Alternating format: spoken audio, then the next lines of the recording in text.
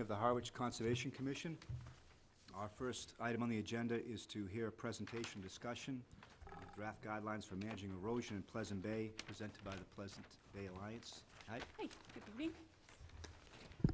Good evening. My name is Carol Ridley, coordinator for the Pleasant Bay Alliance, and I appreciate the time on your agenda this evening, and I see you have a lot to do, so I'll try to be brief. I'm here today to share with you and speak with you about our draft erosion management guidelines. And I believe you have a copy in your packets, which is great. Hopefully you've had a chance to take a look through. So these guidelines, just to step back for a moment, the Pleasant Bay Alliance, of course, is the four-town alliance, Chatham, Harwich, Orleans, and Brewster, formed to implement the management plan for the Pleasant Bay Area of Critical Environmental Concern, or ACEC, and watershed. And as part of our management plan, we are charged with developing erosion management guidelines. This traces back to a DEP regulation that goes into effect for areas of critical environmental concern, where within an ACEC, DEP will only issue a new license for a Chapter 91 license if it is consistent with an approved management plan. So we have an approved management plan, approved locally and by the state, and we're required under that management plan to develop these guidelines. And so they would be used when they're in their final form. DEP would look to these guidelines in their review of a Chapter 91 license for an erosion management structure within the area of critical environmental concern. So that's the genesis of this. But beyond that, that may be a fairly limited application of these guidelines.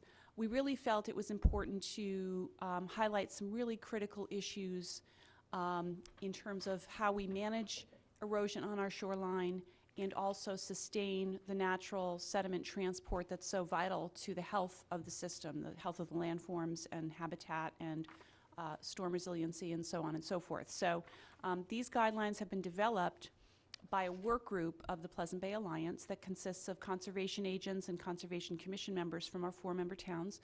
Amy and Nicole participate in that work group representing Harwich. And we have their counterparts from the other three towns also participating, along with Greg Berman, who's the Coastal Resources Specialist for Woods Hole Sea Grant and the County Extension Service, and Steve McKenna from CZM, and lots of other folks who bring a lot of different expertise and perspective to the conversation. So I thought what I would do is just quickly go through, in very brief form, the draft. We released these for public comment in the middle of May when we released our sea level rise report. And we were hoping to wrap up the comment period by the end of June, but for lots of scheduling reasons with numerous groups, we've had to extend that, which is fine. But we are looking for feedback so that we can finalize these guidelines and bring them back to you and ask you at that time to accept them and utilize them so that we would then forward them to DEP for their review and approval. So with that, let me just start with the general introduction of the guidelines, which really focuses on the special significance of our coastal zone and intertidal zone and coastal landforms as public trust resources, very vital to the ongoing health of Pleasant Bay. And so we wanted to underscore that the importance of these landforms, feeding beaches, feeding marshes, providing coastal storm protection, habitat, pollution filtration, and so on and so forth. The natural sediment transport that's part of the erosion process is necessary to sustain those landforms. So what we're looking for here is a balance. Obviously, people have a desire, and the town has a desire to protect shorefront property, but how do we do it in a way that maximizes our ability to maintain that natural sediment flow? That's really what's at issue here. And we wanted to note that the significance of this natural settlement process is really built into existing regulations, state and local, and so as well as the CZM policy guidance. So a lot of what we represent in here is nothing new, but really packaged specifically for Pleasant Bay and reinforcing the importance of those public trust resources. So we do sort of walk through the different levels of regulatory protection in effect already to preserve and promote the sustainability of natural coastal processes, erosion and deposition. So I won't review those. I'm sure you're familiar with the Wetlands Protection Act and Chapter 91 and CZM policy guidance, but we thought it was important to set the stage so that, again, we're not creating a new policy here. We're really just reinforcing existing regulations. We also thought it was important to talk a little bit in the document about the natural coastal processes that really do influence erosion pressure in Pleasant Bay. So we've conducted a number of studies with Dr. Graham Guise from the Center for Coastal Studies to understand the barrier beach and inlet migration patterns, how that affects tidal hydrology. We have ongoing tide gauge monitoring that we do, and we just released our sea level rise report. And we understand that for the most part, waves generated in Pleasant Bay are from, within Pleasant Bay. They're not coming from the outside ocean waters. And predominantly the sediment transport is longshore. So it's not the same erosion pressure that you would, say, face on Nantucket Sound. It's a different environment. We need to recognize that as we think about how to manage it. So we also talk about what are the alternative approaches to erosion management, hard versus soft. With respect to hard structures or coastal engineered structures, or CES, try to minimize the use of acronyms here, there's really limited eligibility for the use of that type of structure. And we wanted to highlight that as the existing regulations, State Wetland Protection Act, point out. So it must be a pre-1978 building, and it may not be if it's a coastal bank, it may not be a sediment source. And there's no sort of quantity of sediment that defines a sediment source. If it's a sediment source, it's a sediment source. We also talk a bit about what happens when you do armor a shoreline and what happens to that natural coastal process, what can happen to adjacent beaches and marshes, and what can happen to adjacent properties. So in the limited number of cases where such a structure may be advisable, it needs to really be designed with sensitivity to those potential impacts. But we also stress, and this again is something that's required in the regulation, that if a hard structure is pursued, it really has to be sort of the last alternative. And there has to be a documented, demonstrated alternatives analysis presented to you. And just in speaking with other commissions, we've heard that you don't always get that. You don't always get a real thorough, thoughtful alternatives assessment. People come in wanting a certain type of structure, wanting a certain project, and that's what they present, or their consultants present to you, without really demonstrating to you, as they should, that they've looked at all the other alternatives that would have less of an impact on natural coastal processes. So the next, in sort of the meat of this document, is guidelines and then design guidance. The guidelines being more like performance standards, if you will, to first determine the resource areas affected, because that really determines what the performance standards are that you must apply. And from time to time there will be differences of opinion about resource delineations. Ultimately, it is your call as a commission to make that determination. You can seek help, you can seek input from consultants at the applicant's expense, but it's really your determination at the end of the day. We do make a statement in this that within Pleasant Bay, a coastal bank is assumed to be a sediment source. So that's a presumption. And that presumption can be overcome, but it needs to be presented with evidence. You need to be convinced with evidence from a credible source that that's the case. But the starting point is a coastal bank is a sediment source. If a CES is proposed, then you need to be sure that the applicant is eligible in terms of the building age and the condition and so forth, the other regulatory requirements.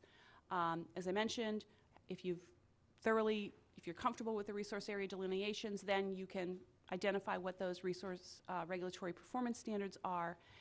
And we also suggest, as the fifth guideline, that there be a thorough evaluation of site characteristics, because again, we don't want to look just at a property. We want to look at the property in relation to its adjacent properties and the entire system, so that we understand how a measure installed on one piece of property could have an effect in a broader area. And as I mentioned, we stress the need for a thorough alternatives analysis. And we refer to and include in our appendix a document which you may be familiar with, which is the spectrum of erosion control methods, which was prepared by Woods Hole Sea Grant, Greg Berman, and is just a really kind of a quick synopsis of, kind of walks you through from the least impactful on through a coastal engineered structure, what the alternatives are. And of course, in many instances, it won't just be one alternative. It will be a combination of measures that may be the appropriate measure or appropriate response. But this really gives you a guideline, and applicants, property owners, consultants, a guideline for how to approach a real thorough alternatives analysis. And then we have design guidance for the variety of structures that you see on that spectrum. And I won't go through all of them, but I'll tell you just a little bit about how we approached this section. It's obviously, you know, although we tried at first, really difficult to try to come up with every eventuality that could occur in a proposal. And we found ourselves kind of going into way too much detail, or trying to cover every possible base in terms of design guidance for a particular type of structure. So we sort of took a different tack and backed off from that detail and really focused on what are the key considerations that you should have in mind as you review a proposal. We relied very heavily on the Storm Smart Coast fact sheets, which CZM has prepared for a variety of coastal erosion methods. So we've incorporated a lot of their good information. We've had them take a look at this document too and offer their input. So we wanted to provide guidance, but with enough flexibility to reflect the fact that you're going to be dealing with a lot of different types of properties and situations, and we didn't want to get too rigid in terms of design guidance. But we do stress the importance of mitigation, compensatory nourishment, for a variety of reasons, not only for new structures, but for any repair or replacement of structures. So really looking at that compensatory nourishment aspect as a key part of design for any, and performance requirements for any approvals you may issue. So I think that's a very quick walkthrough. Again, I would welcome your comments this evening if you're ready. If you want to take a little bit more time, that's fine too. But we do want to make sure that when we bring this document back to you, if you have any comments or concerns, we've had a chance to really respond to them and integrate some information to help you feel more comfortable with them. Thank you, Carol. It's really going to be a great resource. A lot of information here. What's your timeline for trying to finalize this? Well, as I say, we had hoped to wrap up comments by the end of last month. We have a meeting scheduled at the end of this month, so with the summer schedules and everything, I don't imagine we will be wrapping this up before the end of the summer. But I mean, if we could say the end of July for your comments, that would give us time to go back in August and kind of incorporate all the comments we're receiving and come back to you in September with a fresh document. Okay, I want to try to nail down a date so that we can figure out a meeting right now. Yeah, I would recommend that you have your comments to me by July 30th. Okay. And that way I can send them right along to Carol 30th. and to Nikki in our office here too, to relay. When is your meeting, when is your next coastal processes work group meeting in July? Because if we can, I'd like to have them for then, so you can have them. I think it's maybe even next week, so I don't think that would be the case, All right. but certainly for the Okay. August meeting. Yep. Yeah, we usually meet in the middle of the month, so. Yep. So this document has gone through extensive, how many years? Oh, long time. Extensive review, that's a good way to put it. Extensive review. So it is something that's been vetted very closely, but we want your fresh eyes on it as well, and the eyes of commissioners on it. So from the conservation standpoint, this would not only be something advantageous to have as policy for Pleasant Bay, but for the entirety of the Harwich shoreline, as a guidance document for engineers, contractors, any other applicants when you're proposing a lot of projects. I mean, this commission seems very key, on mitigation and alternatives analyses. We do require a lot of that, and most of the times we do get them. However, sometimes they're minimal, and sometimes you get a whole lot. So this provides some guidelines as to really what's acceptable in that. So. And you would like all the commissions of the 4 towns to have a vote of support? Is that something you need, or are you looking for? It's absolutely something we're looking for, because at that point we would be able to forward the document on to DEP we're also seeking their comment on the draft and convey to them that the commissions are comfortable with this and comfortable with using this. At least, I appreciate Amy's comment, and in another of our policy documents, that's been the case, that commissions have applied guidelines beyond the ACEC. Our role is to focus on that. So, but to the extent that they're useful and applicable beyond, I think that's great. But we would be forwarding them to DEP for their use on Chapter 91 licenses within the ACEC. I think uniformity of policies and regulations across numerous towns, I mean, this is 4 towns on the Cape, uniformity helps applicants when they're preparing applications. If towns have uniform regulations and guidelines to go by, it makes it that much easier for them to comply. It would certainly help the contractors. Absolutely. And if I may, I would just add, we did circulate this to a number of the design firms that do a lot of work with folks who come before you. We didn't get a lot of feedback from them, but we did give them a chance to weigh in and give them their thoughts as well. Any questions or comments from the commission? Paula? No, I found it very interesting reading, a lot to absorb. Good, thank you. Good guidelines. Succinct. All right, great, No, I commend you on this. I think it's an outstanding document. So. It is. great. I mean, has the commission, do you Thank want to take that extra couple weeks until the end of July to review them thoroughly? I just don't know if you read them or if you were ready now, but if you'd like till the end of the month. I just think it would serve us well to really read this. Yes. Just to help us as much more Yep. than to help you folks, but it'll prompt us if we have that time. Like, send me your comments, and Okay. I'll forward them on. Couple general questions Sure. since you're here. Yeah.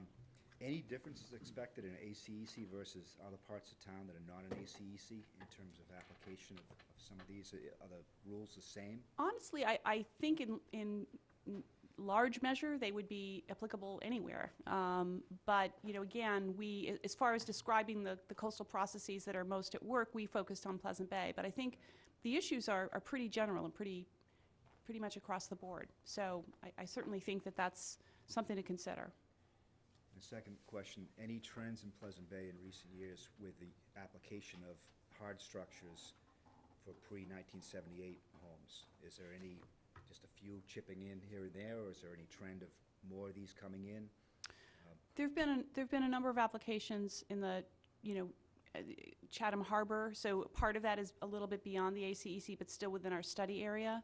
So there's been pressure, for sure, Right. yeah. And I think, with questions about the inlet formation and what's going to happen there, I mean, that's why we sort of, as a parallel track, undertook the studies to really understand what's likely to happen with that system.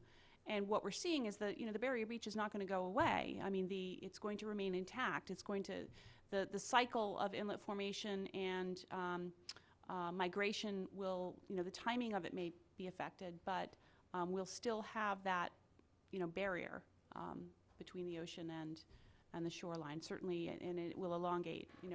Recently you probably read in the Cape Cod Times the new little cut that occurred, and the fate of that island, is that perhaps much of that material may move landward for a time, but the northern tip of that barrier beach is going to migrate southward, so it's going to be more like where it was before the 2007 break occurred. Any comments from the audience? Well, thank you very much. I got a feeling we're going to be using this. All right, well, I really appreciate your time and your comments, and look forward to anything you think we maybe have missed or would like to see amplified. Appreciate it. Thank you. Yeah. Thank you, Carol. Thank you. So we have the show cause next. They're not here, but I think we need to talk about it. They were made aware of it, and we can talk about it. Okay. Next on the agenda is a continuation of a show cause hearing for 35 Chatham Road to discuss their proposed mitigation planting area for disturbances in the buffer zone next to the wetland.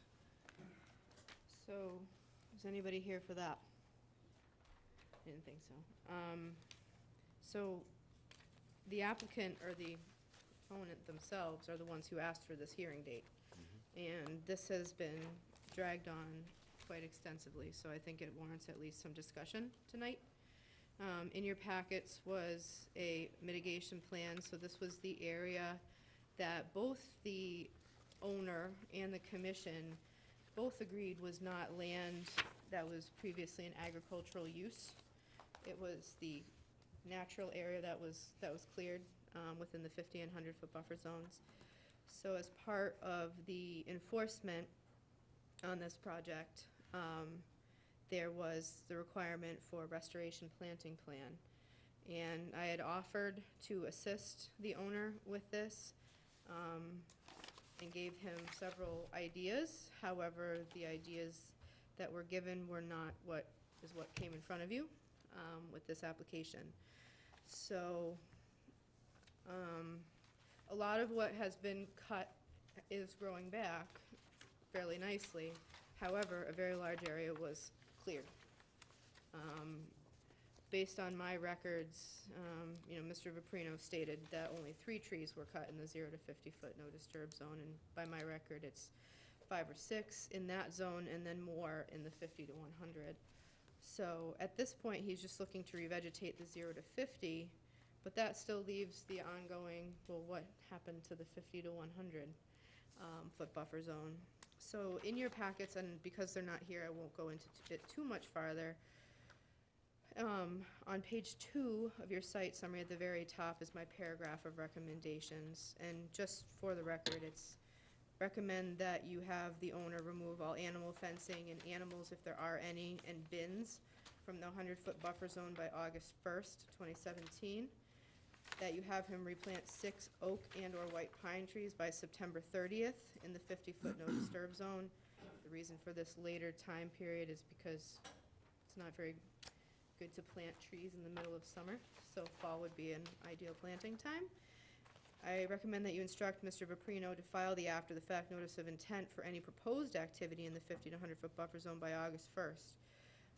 He's already stated numerous times that he's working on it, so he should be able to finish that by just under a month from now, I would think.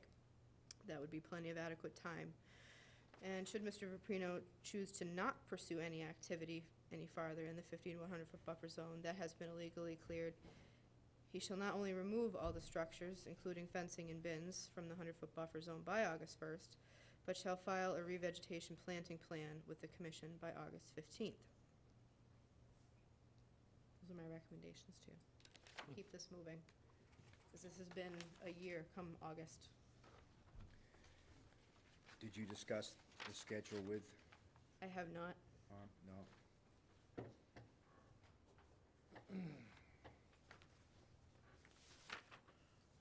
My feelings are is that this has been a long time coming. Any thoughts or comments? And he has yet to pay any of his fines.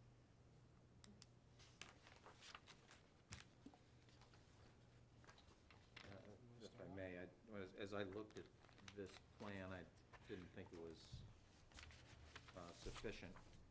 One of the concerns that I had, he's noted areas 1 and 2 on here, with the statement that he plans to put grass in between those 2 areas. And he's stated in a prior meeting that we've had with him that if we didn't approve his establishing scoop structures within the 100-foot zone, that he would allow his livestock to go back into this area to graze or whatever else he would have them do there. Having just grass there, I think, facilitates that, Yes, and I'm not comfortable with that. I agree. I think there has to be some sort of natural planting in there that would sort of restrict the livestock from wanting to go into that area. That area is currently all brush, Yeah. all juvenile oak trees, maples, viburnums that are coming back. So it's not currently, there's not really currently any area to put grass, so he wouldn't be able to remove what's growing back in order to put grass in. Plus, this is also an area, this isn't an area that they're arguing was previously used, so he is well aware that that the 0 to 50-foot buffer zone at minimum is a no-touch zone. And I can reiterate that in the letter that I will generate after this meeting to him.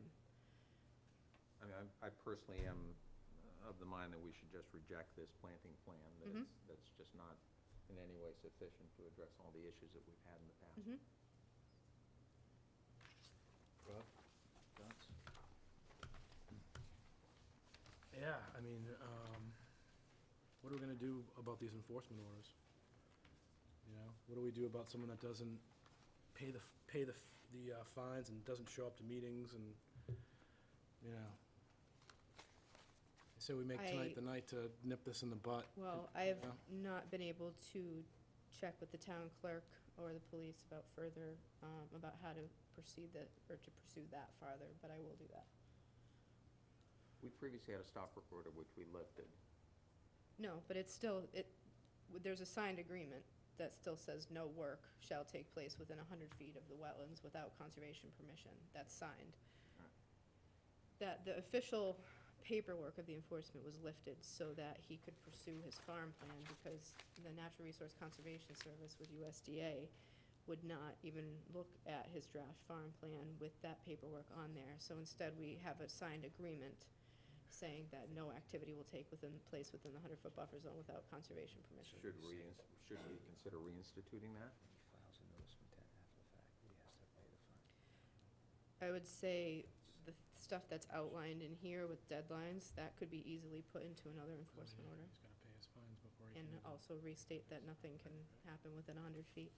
Yeah. I mean, it would seem to me that at minimum that would be. Yeah, if you wanted, I mean, that's a very easy way to do these recommendations, plus that one is to instruct me to do another enforcement order with these items. Would you do that concurrently with the request for an after-the-fact notice of intent, or do that first? No, I would do it concurrently. Okay. Can we ask to receive the fine before we process the notice of intent?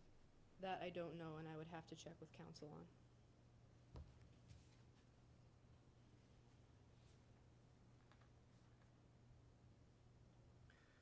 Well, I think we'd all like to approve your schedule as it is. I just wonder what we do about that fine. And, I can get back to you on that. I mean, I just don't have the answer for you this evening, I'm sorry. And then a second no-show on a show cause. The insists we receive the fine.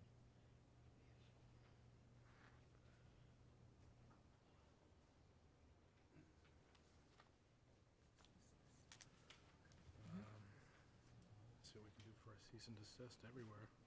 Shut them down. ask the questions. So Amy, what about, since we can't seem to get them in here to represent themselves and they don't pay our fines, can we do a cease and desist on the entire property? No, we can only do it within our jurisdiction. Okay. And we already have that going? Yes.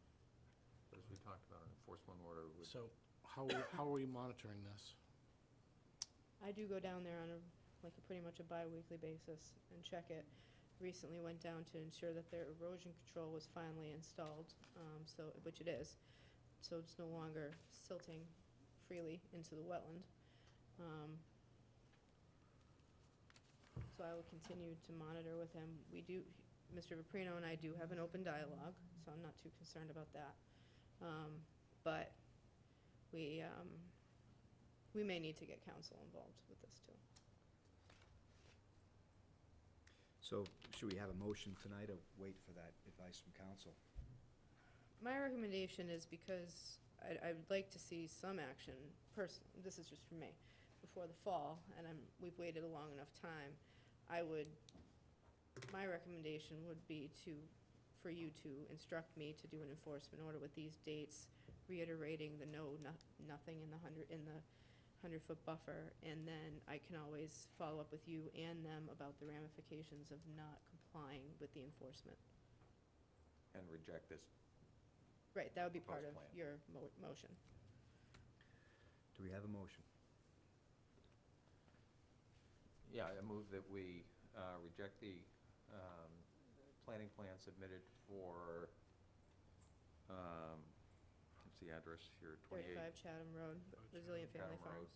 Farms. And also direct Amy to implement an enforcement order for the fines and the work that's not been done, per the directions that we've provided in past meetings.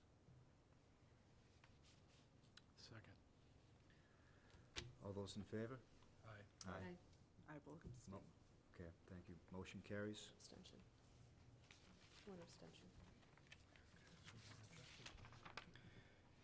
Do you No, need the but that's dates okay. specified, or? No, as long as, I mean, if we're in agreement with what I've outlined Right. here, Okay, you don't have to. It'd be one heck of a long motion. I know. Thanks, Amy. Okay, the next item on the agenda is a request for determination of applicability for Aquaculture Research Corporation at 11 Harbor Way. It's proposed installation of a land-based upweller operation within an existing building. The applicant has requested to postpone the hearing until July 19th, so if I can get a motion to continue this, we'll do that.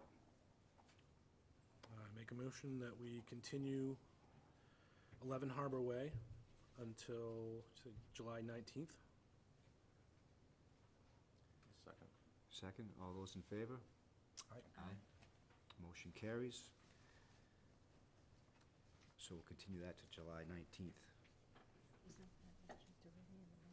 Just to clarify, that was the Aquacultural Resource Center, that was the use of the facility for aquaculture. It is not the after-the-fact filing for anybody who is interested in the work that was done. That will be later this evening. I think so. Okay, the next item is a notice of intent from the town of Harwich for a comprehensive town-wide dredge and disposal permit to include the areas of Nantucket Sound, Herring River, Round Cove, Allen's Harbor, and Witchmere Harbor, and Sacre Tucket Harbor. This was continued from June 7th. Yes, the Natural Heritage and Endangered Species Program with DEP is requesting beach profiles for some of the beaches that the town would like to nourish. And that is in progress with the Town Engineering and Surveying Department. But until we have a positive letter from the Natural Heritage and Endangered Species Program, we cannot, unfortunately, vote on this project and close the hearing. So instead of continuing indefinitely, they anticipate having it by towards the end of August, they hope. So I would recommend a continuance till August 16th. Okay. Any discussion? I think there's really no new Can't information. do anything. from our- Yeah, No. okay. Well, we have a motion for a continuance. I'll make a motion to continue town dredging along Nantucket Sound, Herring River, Round Cove, Allen, Witchmere, and Sacre Harbors until August 16th. I'm sorry, let me just check that date one more time. I'm a little paranoid. Let me make sure that's the right date. Yes. I'll second that then. Second, all those in favor? Aye. Aye. Okay. Motion carries, thank you. Okay, the next item is a notice of intent from the town of Harwich for 615 and 631 Route 28. These are the improvements to landside Saquatucket Harbor, including a new garage, harbor master building, snack shack, boardwalk, septic system, and other site improvements. Mind if I spread out a little bit here? I don't know. Did you get one? Yeah, you got Yeah, I got one.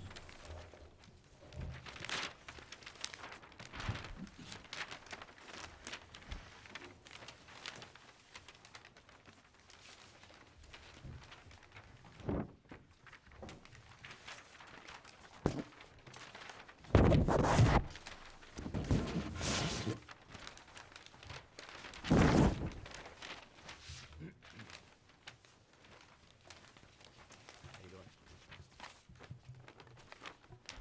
Good evening, Mr. Chairman, members of the board. John Rendon, Harbor Master, and with me is Dan Croto from Moran Engineering and Tim Sawyer from Brown Liquis, Finuccio, and Raber. Just give a quick summary of our project, if I can, and then we'll entertain questions.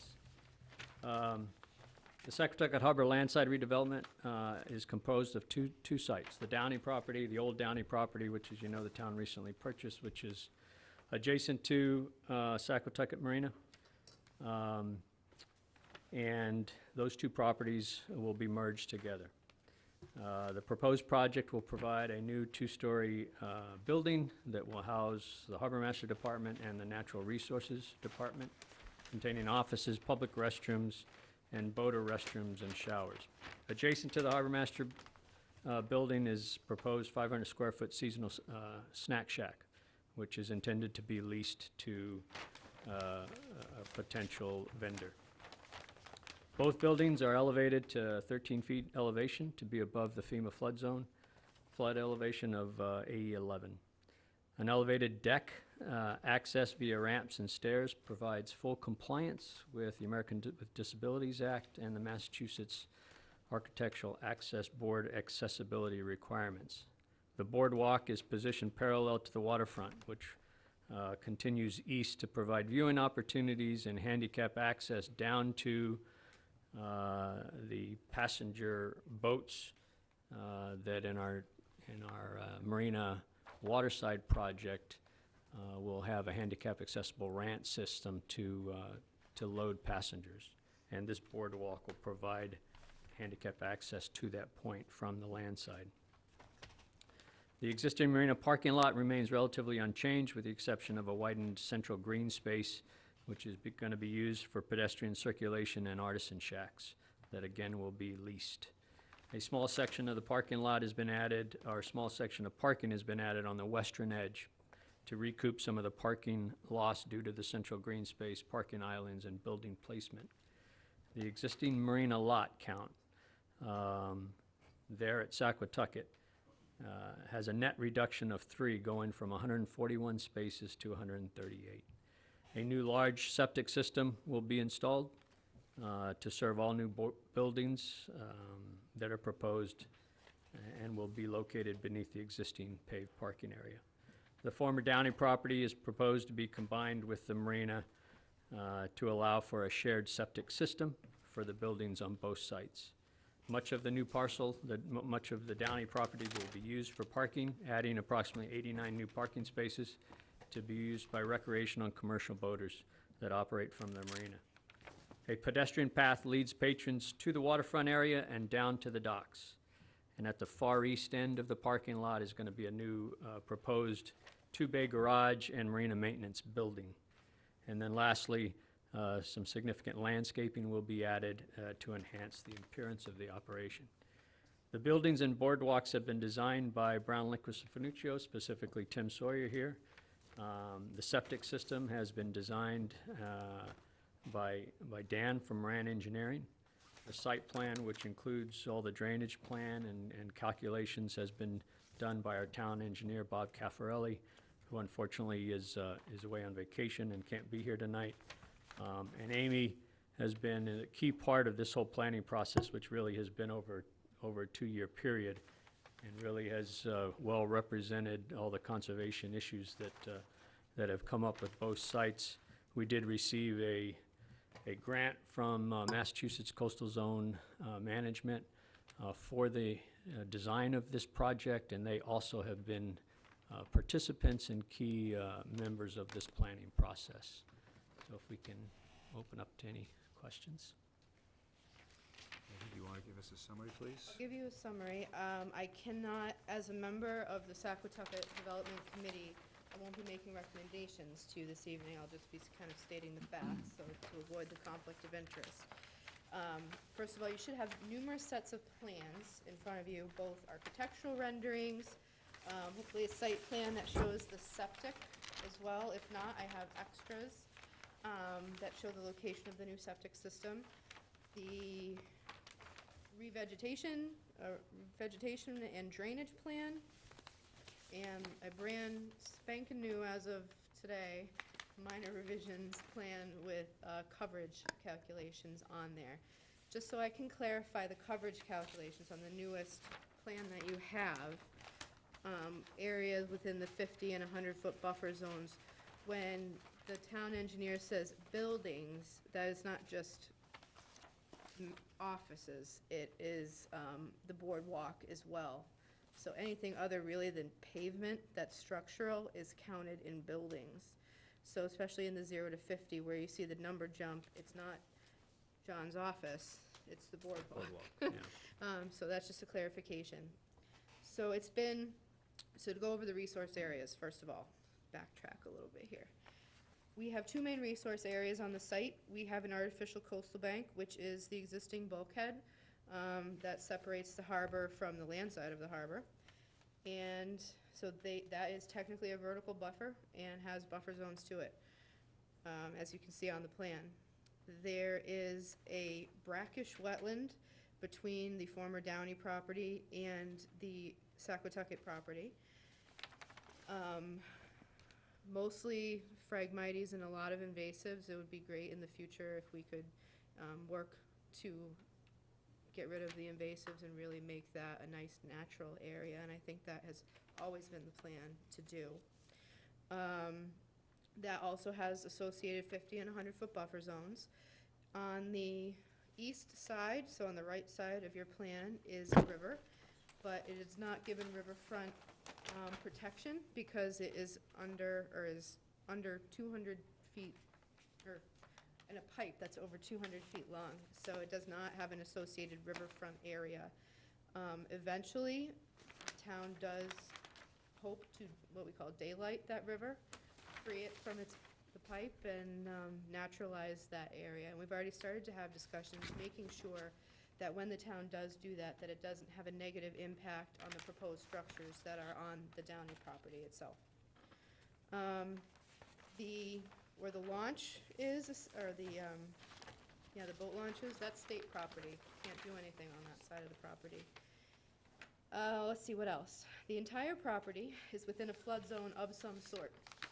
It's either in a velocity zone, which a portion of the harbor master's office nixed the velocity zone, which really puts the whole thing technically into velocity as far as the requirements.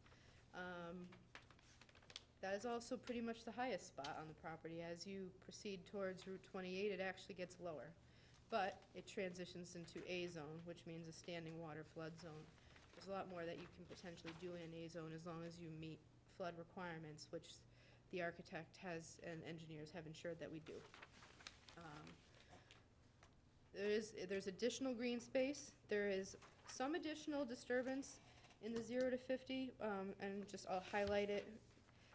Down by the bulkhead, where you already have a road that bisects from the bulkhead to the offices, there is proposed on the top of the bank a ADA accessible boardwalk, and then also between the two properties a raised walkway that is just barely at the 0 to 50-foot buffer zone as well, to get people from the Downey property over to Sacre Tucket land side.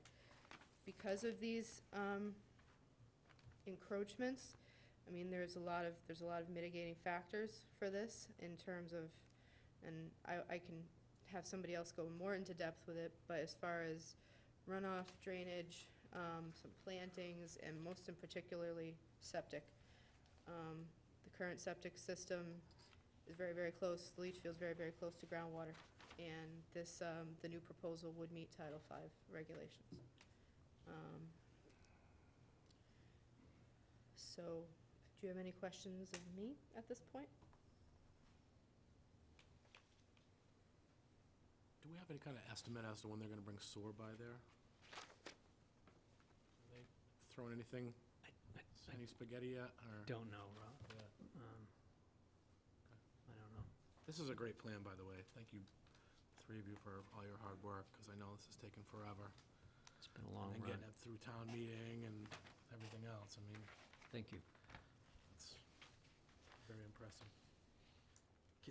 The plan that you have, Amy, you said shows the new septic system? Yes, Can would you like me tell to us what- pass it? Well, just tell us where it might be, so we can, It's actually, so here, hold on. It is right here. so it's So outside the it's 100. outside the 100, closest to kind of the Brax area. The only thing it is in is it's still, because the whole site is, it is in some sort of flood zone. So it is in an A zone, but it meets Title V standards. Can you tell us a little bit about the amount of fill that's gonna need to be brought in to achieve that, Dan? Yes. The parking lot in that area, now Bob, the town engineer, is doing the final grading design of it. But the parking lot in that area, to meet the 5 feet above adjusted high groundwater, will have to come up about 1.5 feet, which is actually less. But as we tested over a long period of time, through the moon tides, along with 2 test holes and the standard Frimpton method for groundwater adjustment, and using both methods, we came out to a high groundwater, which was actually more advantageous than we originally thought we would be in that area. Having said that, it still has us lift the parking lot about 1.5 feet in that area. If you look at the historic maps of this, and even prior to '68, when the plans were put together for the original septic and the original harbor work, this area where you're seeing the septic was the area of upland. So even through our 2 test holes, we found, natural medium sand. As you go towards where the harbor master building is, and one thing I want to add to Amy's discussion is that the proposed new harbor master building, Tim, I believe that's completely outside the velocity Yes, zone. sorry, forgot that part. The existing harbor master building is within the velocity zone, so the harbor master building gets moved away from the harbor, and that's in the AE zone.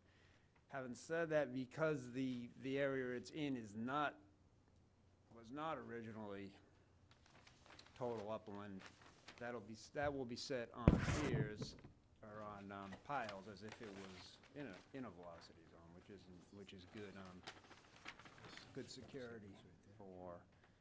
security for a flooding above the 100-year flood. But it saves a lot of excavation for the foundation. So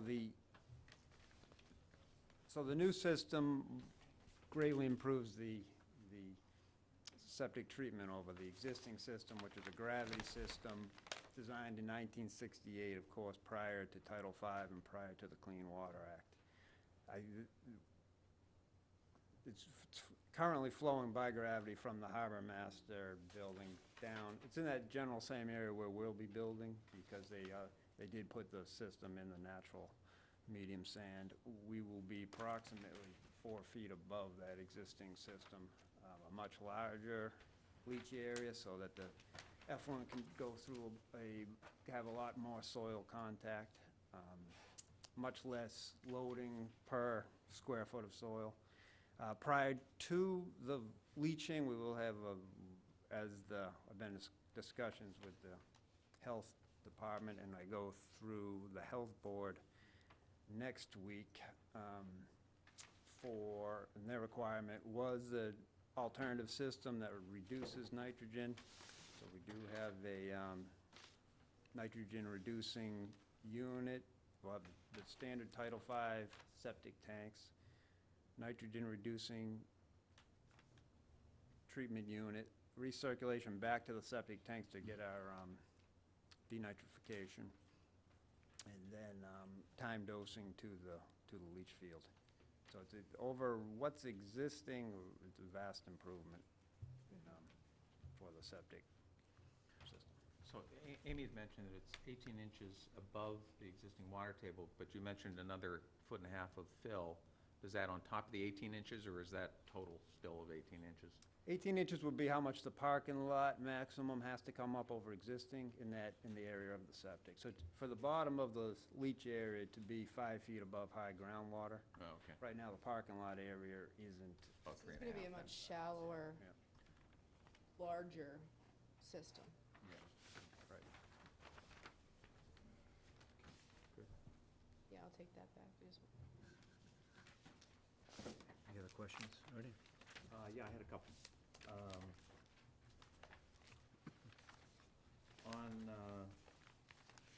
On page 6, at 2.2, it mentioned the proposed drainage modeling, and it said the water will be graded, and this is the Downey property, to run runoff moving from north to south. And if I'm looking at this, then that means it would flow toward the wetlands. I mean, is there any opportunity to have the flow go toward Route 28 instead? Or is it I think more- it's going towards the wetland because it's going towards the pervious pavement system that Bob has designed. That whole edge of the wetland will have a porous pavement drainage system that Okay. will keep it from going into the wetland. I see, Whatever okay. doesn't get captured in that swale, there would be, you're correct, there would be pervious pavement to infiltrate it before it got into the wetland. The town has a similar thing over at Allen Harbor. We have to maintain, the town has to maintain it regularly in order to make sure that it stays Right. pervious. Okay. On page 8, where it talks about the drainage area on the recessed grass island, it mentions that the model shows it fill up to an elevation of 4.78% or 0.02 inches. Is that inches or feet? 0.02 feet? I would guess feet, yeah, I believe okay. so. So there'd be no runoff. I was concerned it was inches, which That's nothing. seemed a very small margin there. And then on page 9, under section 4, standard 1, you say there'll be no runoff into the wetlands, and then the last sentence says that it will result in far less post-construction runoff into the wetland.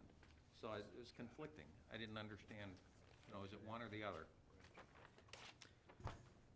I think, talking to Bob, and Amy, you can correct me if I'm wrong. I mean, I think he thinks that that pervious will capture just about all the runoff that exists. However, I think there is some possibility that there potentially could be, but a significant reduction from what is currently happening, which is it's all going into the wetland.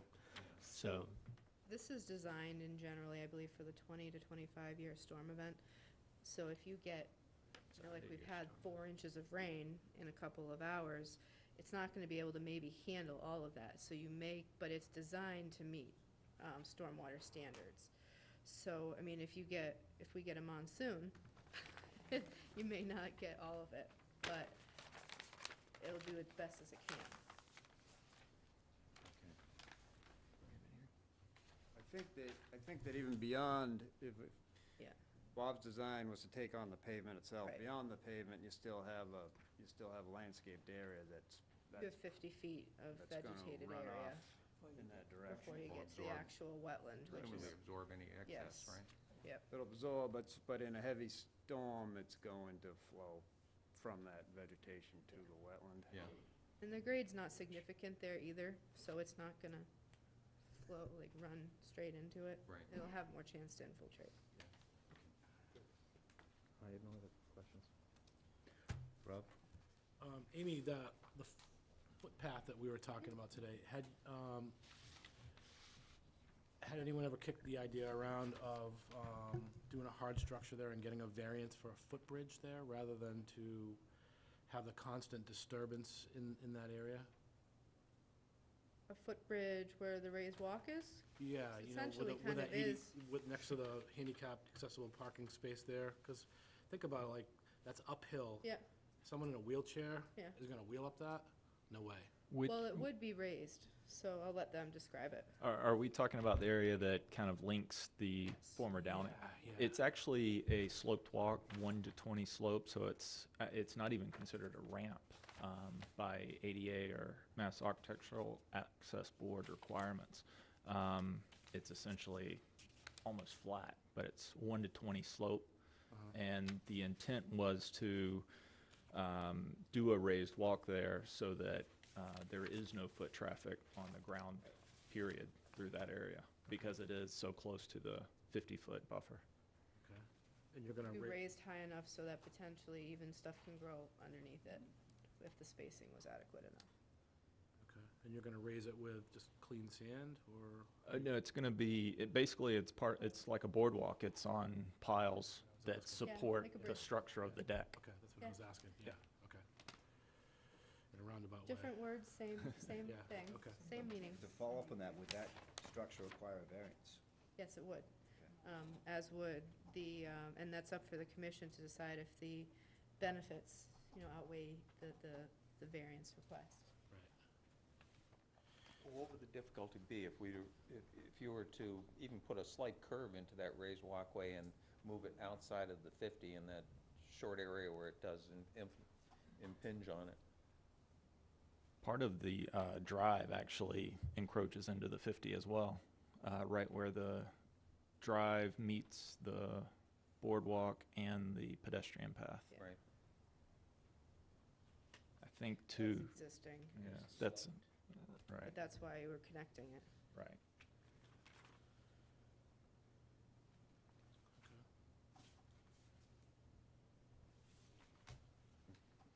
I mean, the boardwalk could be repositioned out. It would be at the detriment of parking spaces that are currently existing, and it'd be rerouting the pedestrian pathway. That's essentially what the impact that would occur in that area.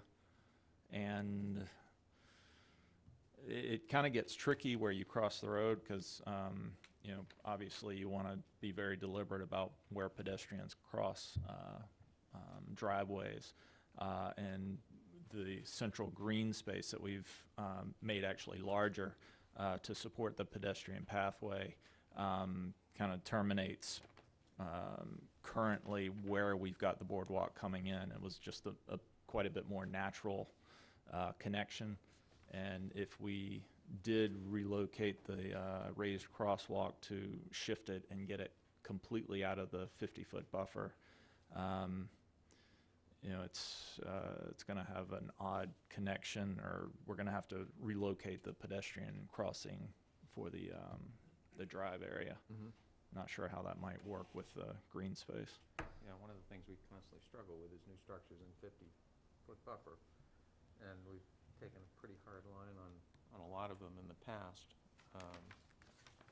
And it seems that the opportunities are there, albeit with some hardship perhaps, or maybe that's even too strong a word, but some changes to the plan that in lieu of a variance, I personally would prefer to see. Other comments, Rob? If I could just comment on one point, that's currently where the walkway is now. Yeah, I've seen it. yeah. Okay, I just want to make sure you understood it exists currently. Path, though, right? It is. Yeah, it's a Yeah. path. It's just a path, yeah. Poison ivy We path. have a bylaw that Heavily says no traveled new path. structure. No, I know, but, yeah, okay. Definitely calls for a really good, solid path with all the foot traffic that it's gonna have.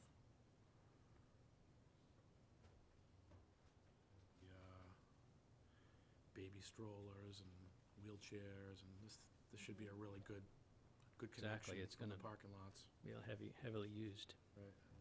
I'm more concerned with, cast off candy wrappers, Right. soda bottles, Right. all that sort of thing into the wetlands. It puts us in a tricky situation because we tell everybody else no, and then if we say, well, we're gonna allow the town to do it, but nobody else. But there is a path there already. Right, And they can, Formal path, I'd call it. right.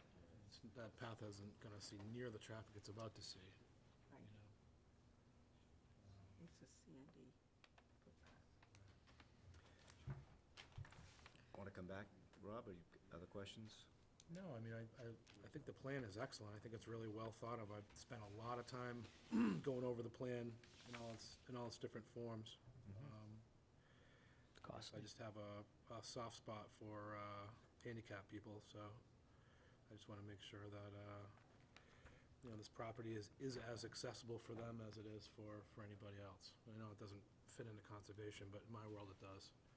So, Well, we can issue variances based on Yeah, various hardships and Right, you no can look impact at- to resource areas. you can, and if there's enough other mitigating benefits to the project, so that would be the instance, but I mean, the path already exists, so it's not like we're carving a new path and putting in giant footings in an area that hasn't been disturbed, and the area is completely disturbed. Is Except there a that way- We're going to be generating a Right. lot more traffic on that path than Right. currently exists today. how large is that sorry if you humor me for a second here. how long is that area of new boardwalk in the 0 to 50? Is there a way to span it without putting any actual, I mean, I don't know if this would make any difference to you, putting new actual footings in the 0 to 50 and just having raised something over it, if there was a way to span it with the load? The distance that would be required to literally span the part that it encroaches, you really couldn't do it. Okay. Another, Compromise? yeah, I mean, I think we've got, I don't remember the spacing on our piers right Okay. now, but they're like 10 feet Okay. each pair. So you've got two, and you go 10 feet, another two. Yep. It's either 10 or 12 feet. Okay. But another reason why we kept the raised walk there is because the intention was to not Some tweaking. touch any of the Right. vegetation on either side, Just- because there's a natural break through the Right. vegetation currently. So And no- the intention was to tread basically very lightly with the piles, because it's not even a sonotube type footing, it's a driven pile. Yep. That will go down, and our intention, when we were out there looking at it, we were talking not about clearing ground, but trim this limb back, and then we've got a clear shot through where we're not really having any hard impact on the existing condition on either side, whether it be within the 50 or in the 50 to 100. Because there's a natural kind of clearing through there that we're intending to be elevated, spanning across, other than the points where we touch down for structural. Caroline, any questions? I have a question, Amy, on the creek that you pointed out, does that flow to the sound side, or does that flow into the cranberry bog? Both ways. Both ways. There's minimal flow. Ideally, it would flow better both ways, but there is flow. It goes under Route 28 and into the wetlands up and beyond. At some point, it goes to being completely fresh when you get up into the cranberry bog area behind there. My guess would be brackish influence kind of ends somewhere under the road, right after under the road. Thank you. Yep. And all these parking I don't know if this is conservation or not, but all these parking spaces appear to be the same size. Is there a designated parking spot for trailers? Boat trailers? The boat trailers are all on the east side of our lot, our current lot. That is the trailer lot that is specific to, their lengthy, long boat and Yes. trailer. There is I no know where they are trailer now. parking on the Downey property. Okay, and so I'm assuming that there's no water facilities there to wash down your boat before you leave. Correct. Good. Paul, any No, thoughts or questions? not right now. Okay, I've got a couple, and I think they touch on what people have already brought up, so I'll try to just summarize them. There's three locations that come close to resource areas that we have an interest in. The walkway's been discussed. The other is where the parking lot comes up to the 50-foot line on the wetland area, and I wanted to ask about that a little bit. And then also along the creek, it is an interest to eventually open that up and try to restore some of that creek. And I don't think there's a lot of buffer presently available with this plan. So those are the three issues that I see that we probably should be discussing. The walkway, we've discussed it, and I think we can issue a variance if we feel that there's not substantial impacts to resource areas. Let me ask, what's the length, the distance from the 50-foot line to the southern end of the new parking spaces in the Downey property? From the 50-foot line, Yeah, to the, at its closest point, kind of right in the belly of it, it appears to be, let's see, so 1 to 30, so about 10 feet to the 50 about 10 feet. at its closest point. Okay, well, we often ask for a vegetative buffer strip that can Yeah. be 5 to 10. I So- forgot to mention, I'm sorry, if I may, for this one. Sure. The jagged line there is existing edge of vegetation. Mhm. Everything between that existing edge and the parking would be could be reclaimed as naturalized Mhm. for that vegetative buffer. Right. So would it Now be, it's a mix of some grasses, a lot of gravel, right up to that existing edge of vegetation that you see.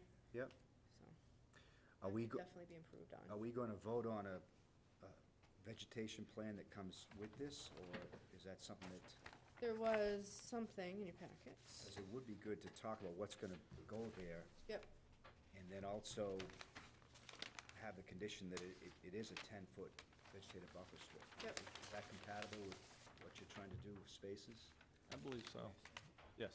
so this plan just calls for loaming and seeding Yep. of that, but we could, the commission could condition something a little, Yep. little different from that. So I think having a 10-foot set vegetative buffer strip with some native plantings would be good. Yep, sure. That. In the other area, I think right now you've got, you know, the creek is in a culvert, it's underground. If we do get to the point where we daylight that, you'd like a nice little strip there the public can use. Yep. And so it seems like, what is it, about 30 feet before the gravel?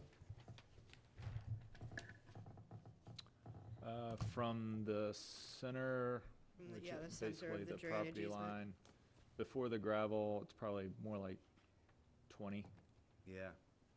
20 to 25. John, is that storage for equipment and supplies and things? Actually, you know, I think all of our trailers, all of our buoys, all of the things that we currently store in back of Downey property will likely be stored either DPW or behind the fire station, so we will not be keeping that on site.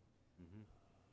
You know, we will have work going on, but we do have a covered storage area, outdoor covered Yeah. storage area that we'll utilize that's adjacent to the building, and then we also have an interior large storage area inside, so. Yep. I mean, it's my goal, and I've kind of repeated this numerous times because there is that concern that it turns into a yard of gear. Right. And I'm going to minimize that. Well, let me ask you, would it be feasible, you know, looking forward when we have a river established, would it be feasible to have a 50-foot buffer from the river to that work area? If the river was not, if it was exposed presently, we would ask for that, at the least. Another 30 Right. feet? Let's see, I don't know, I looked at the measurement. Yeah, you'd be pretty much covered, up yeah, against 'cause the then building It's at that right up point. against the building. They are exempt, but I think it's in the town's interest to try to naturalize that section, and we have discussed it before. And when we discussed it, if I remember correctly, we were speaking in the 20 to 25-foot range, and this is the first time I've ever heard 50-foot. I've never advocated 20 to 25. That's, yeah, no, I wouldn't, Thought we had that discussion. no, I don't think so. If I had my way, it'd be 75. It would be a naturalized area that people could use and Yeah. appreciate. You know, I It's think, tough because we can't regulate it now, 'cause, you know, we can't regulate it as a 50-footer. right. But it is within, it's right at the 100, well, between the 50 and 100 on the south side.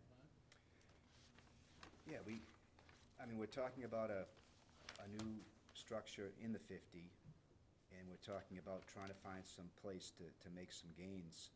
So, to me, that would be the No, the it's one about location where 50 you to could make 100. some gains in terms of natural resources, assuming that we can daylight that down the road. If you do daylight it, you're not gonna scale back and give back some of that area. I mean, that's not gonna happen. I mean, 20 feet is that's a slim margin. You could have picnic tables there, you could have a few trees. It could be a nice little spot. But that would be right next to the boat garage. Yeah, I mean, it is, I mean, don't you have room to do that somewhere further upriver, to have that kind of You mean operation? upstream of No, 28? south of Oh, that south. area. I'm, I Pa- mean, instead of in the backyard of the workshop, yeah, well, I mean, that's tough to do. it is, but you know, there's been an interest all along in doing this, and I think because it's not regulated, that it's not happening. If it was regulated, it would happen. I think there is that interest to have some of this space go toward, That's to be 30. naturalized. There, because it's 1 to 30. Is there a benefit Oh, in that yeah, work area to definitely. actually having that in the pipe so that it protects anything from getting into the because it is a work area? That would, Does it behoove the town to keep it in a pipe there? it would be a flooding issue if there was.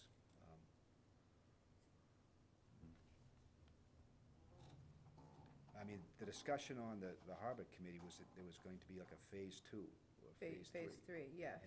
And that would include the daylighting. Yes, That was openly discussed, so it would actually be better to let it flow, actually, I would think from so. a flooding standpoint, especially on the outflow. That's still on the docket, and that's still one of the reasons, Mass Coastal Zone Management was so in favor of the project, too, is to eventually do that. We'd have to talk about how to properly protect the embankment, and when the time came, if we did that, but it's not a roaring river by any means going through there. That would be going through there, but still, I understand your point. Where it is daylighted further down towards the old fuel dock, it's a nice Yeah. berm. Yeah. There's natural beach grass there, and it has functions, it has values. Mhm. So I would view, trying to find some opportunity to extend that habitat upstream is really valuable. That area close to where the old fuel dock station is, in that grassy area right by the bank, that we could, Mhm. have table area. Sure, down farther south. Further south. in Yeah. that area. Right now, it's parking lot, and then you get into the resource area, right? I mean, do you have any space to do that? Down by the fuel, by Yeah. the old one? Well, we have the space just to the south of that little shed. The town land actually extends farther south than this shows.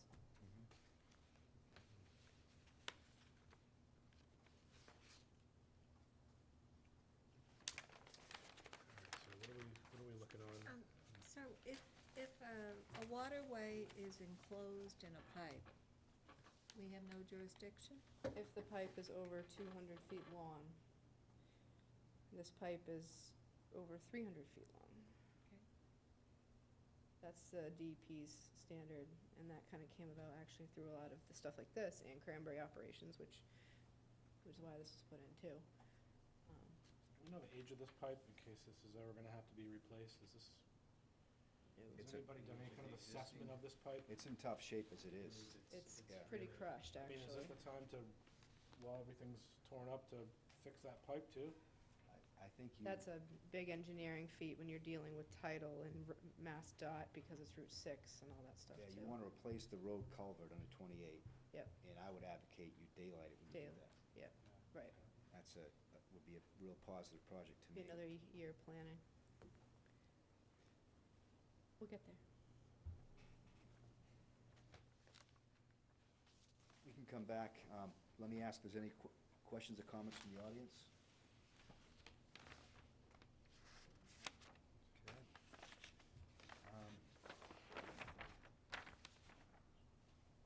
So I think the commission is very favorable. This has been quite an evolution, and it's a very good plan right now. I guess those are the issues that I see. That one condition to have a 10-foot vegetative buffer strip along the southern parking lot with native plantings, one condition that I would advocate.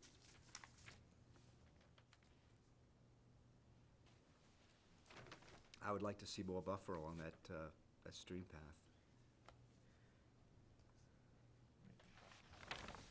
20 feet right now, that's not a lot. Reducing your gravel area. It's in the 100-foot, so it's jurisdictional for a different resource area, not the Andrews So- River. For typical, if you look in the Mass Rivers Act, the number 25 comes out quite frequently, but more dealing with massive rivers and city locations. If it could be pulled a few more feet, I mean, I don't think it, I mean, 50 feet, we'd have to move the entire structure. right. And it, This is 30 at 1 inch is 30? 50 goes into, Yeah, Yeah. I mean, we could probably go another 5 feet in. That's what I'm and wondering. lose some of that, That would be gravel space, sufficient. But mm-hmm. we certainly can. And so south of the proposed garage building is also gravel space as well? Drive-in parking, That's- yeah. The area directly in front of the doors where you see the arrows, Yep. that is paved, Mm-hmm. but stops short of the 50-foot buffer. And then the area to the east that you were referring to earlier, that's the gravel area. Mm-hmm.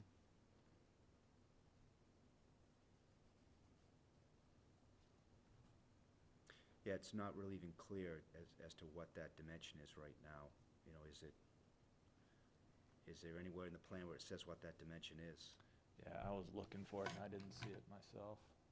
Just measuring it, it looks to be around the 20-foot dimension, roughly. Yeah, it's not a lot.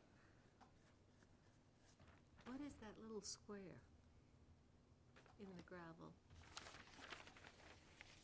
I think it's a line type that's out of scale for fencing. That Which square, one's you that talking square right there. Yeah. It's nothing, basically. Little error, maybe.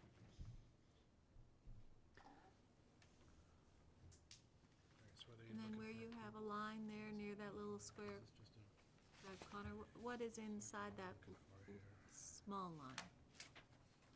Can I come up and look where you're? Yeah.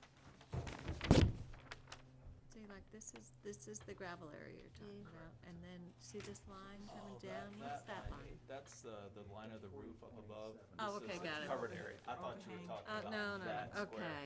No, that's the roof line. This is a roof line, that's a little column. So you're So this is a roof line. The dark that- line's The the roof, foundation the line. roof extends farther than the building. Yes, Right, this in is that basically location. like a covered porch area, Okay. outdoor Okay. covered area. That's an out, That okay, location. so that one that's gonna to have the structure, pilings. to the building. Or, Oh, 28 to the yeah, building? No. To this corner of the building. over here. Thinking See this? Yeah, yeah, yeah. It's a covered outdoor area. What, Okay. from Like a- here Yeah. to there? Yeah. It's not Covered- really a porch, but like a porch roof. Covered house. patio. 12 inches, it looks like it's just- about. It's part of their outdoor space, and they may not for store pulleys outside or something, they can have that. So it's just basically It's not a storage area. Well, that could be eliminated. I don't know. I don't know what their purpose of it was. The scale, John, the scale's suggesting that it's about a half an inch to the river, which mean 30 feet. I mean, excuse me, 15 feet. So, that's a concern I have, that space is going to be very slim. We'll check it again and see what. Well, I was actually measuring from the property line, because I don't know how wide the river ultimately may be. Will be. Yeah, to be on the So from the conservative side. property line, it's 20, around 20 feet. From the property line is 20 feet. From the property line, okay, so from the river bank, the western bank to that area, it's 15 feet? No, because the property line is not, It's on the our You've got side what of the looks like river. a 40-foot measure in there from the far side of the drainage easement to the corner of the building. Correct. So take off the 12, that leaves you with 28 between the near side of the drainage easement to the corner of the building?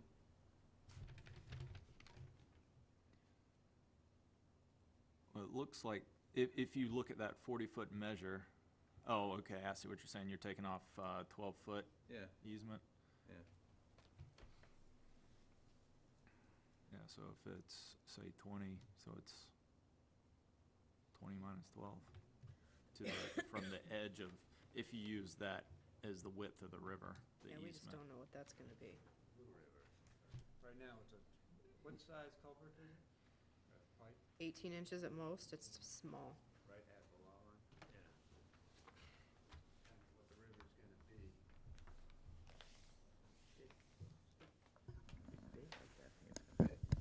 I think that to the south, Tide goes in. Tide actually goes in quite a ways upstream. It does, yeah.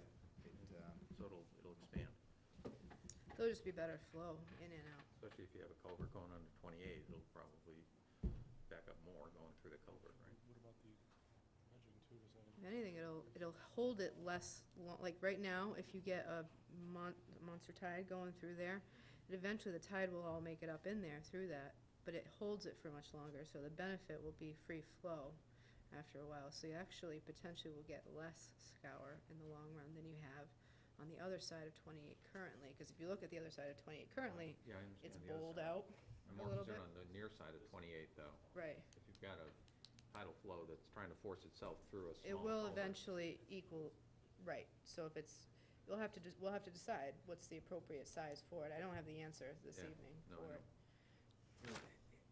Is there, should we ask that you sort of do a blow-up of this one section and, so we could study that more? Would that help some of these discussions? Well, it's really the favor of the commission. That's my opinion, that we should have an improved natural resource in that area alongside a potential riverfront in the future. What And if, And so I'd like to see a little expansion of that footprint, and then with some native plantings that go along with okay, it. so along those lines, if they could pull it back another few feet and put an actual nice vegetated buffer, because right now, it's just a bunch of locusts and invasives in there. How would the commission, I'm just trying to facilitate, that's what I'm trying to do here. Yeah, we want to see this progress, that's for sure. And I think some members are favoring, allowing the structure, it's the walkway in the 50. And so that could be considered mitigation for that piece. I mean, Coming a few feet farther away from Yeah. the proposed river. I appreciate where Ernie's coming from. We've been fairly, solid on this. No, about absolutely. new structures, so I think this is a case where a hardship could be granted because of the handicap access. So, but I do think we need to mitigate for that. Brad, is this area here is going to be paved, pervious, impervious? It's gravel, isn't That's it? gravel. Oh, I thought No. this was gravel. This The little dots. Is proposed to be paved. This is paved, hard. Just south of the garage, where the two garages. Pervious were. pavement. Pervious. That's The Per- yard area is gravel. Pervious pavement, but the 50-foot line runs right along the edge of it, so we have no vegetative buffer strip there. Let me see, the 50, Right along the edge of the Yeah, right there. paved parking lot. that's a good point. I don't know how much of that would be considered pre-existing. No, From the old- like, Oh, I see. Carolyn brings up a good point of the 50 is right along the parking lot there. Would that be pre-existing for the It old is, because Downey? you can see the edge of vegetation on here, and that's a good 40 feet away. I mean, you'd like to see it pulled back, but my guess is if you had to give something up, you could give up a little bit of that gravel area where you'd rather not lose much of your parking area for staff and so forth. That's also the entrance to that building, too, so you're gonna need room to swing. Turn in there, around with the boat. trailers, and very utilitarian area. He needs to turn around. We have a garage big enough to be able to get our Yeah. largest boat in, but you need room to maneuver that. The space on 28, just east of the new building, garage building, what is that space? Is that, it's not really specified. It's not an exit to 28. The space, where are you talking about? To the left of where you list You've the got the proposed longitude there. garage building, and then just on 28 to the east of, the west of that. Yeah, that's Yeah. just, it's not a Green drive, space. it's green space, soft skating. Jeez. And there is landscape plan for that area as well. This is not a landscape plan. So too bad they Yeah. couldn't reverse this and this. right? Yeah. No, they do, sorry. Can't they just move the Why garage? can't you move everything over 10 feet? That way you wouldn't lose any footprint of your gravel space. Well, you would. You'd lose a little maneuverability if it stopped here.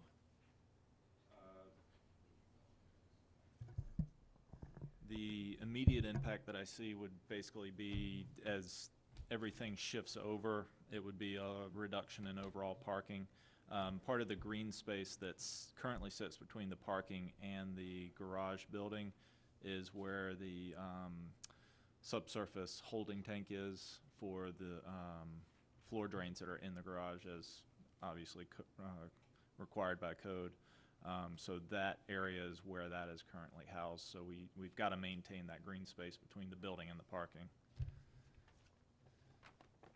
I could pick up a couple spaces in here. Outside the Hyundai too. Right.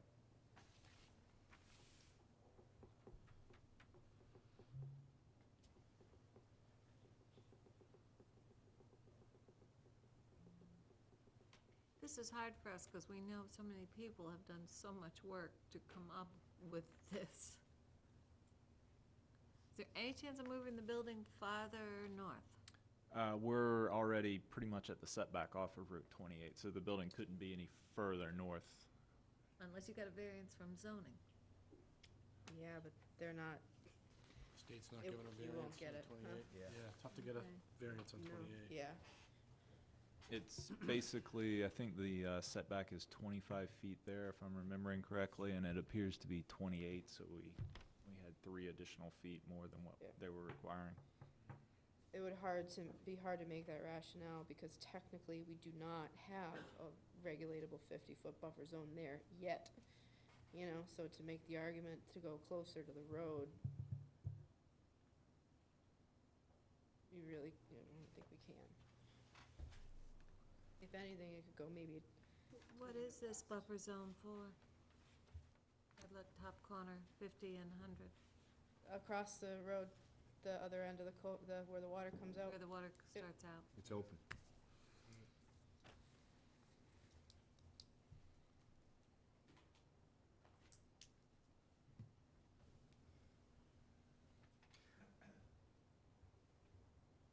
Well, I guess my preference would be to find a way to get a 25-foot stretch along the future river. And Is it feasible, given the concerns that we've talked about here, that you go back and do a little analysis to see if there's any alternatives that you could present to us? Alternatives to what extent? You know, I think Was Brad saying to have a 25-foot buffer, I think, is doable. Yeah. But then the question is, what is the buffer to? Right. The property line is a known location, but the edge of a future riverfront is kind of a little more difficult to determine. say the western edge of the existing culvert? It's all underground, Would you go too, by right there. It's hard to find. that's what he's proposing. Yeah. Well, Yeah, the culvert up at the road. Yeah. And the pipe, you're assuming it's centered.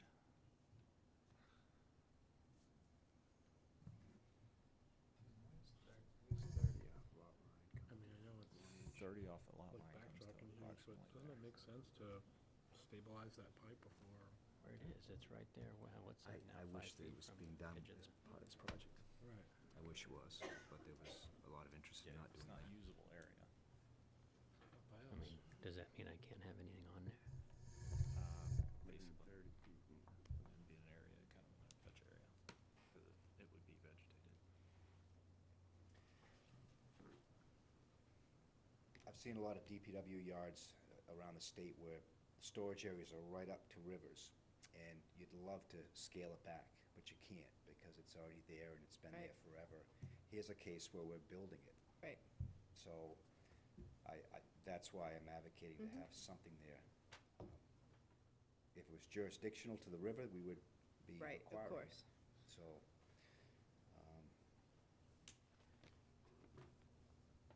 I think, 25 feet to the western edge of the existing pipe with some natural plantings would be a good way to approach this. Okay. Can't really ask for much more, without So, really disrupting what you have. And I think that I would support the other modifications in relation to the 50-foot buffer line. Okay. That's myself. Okay.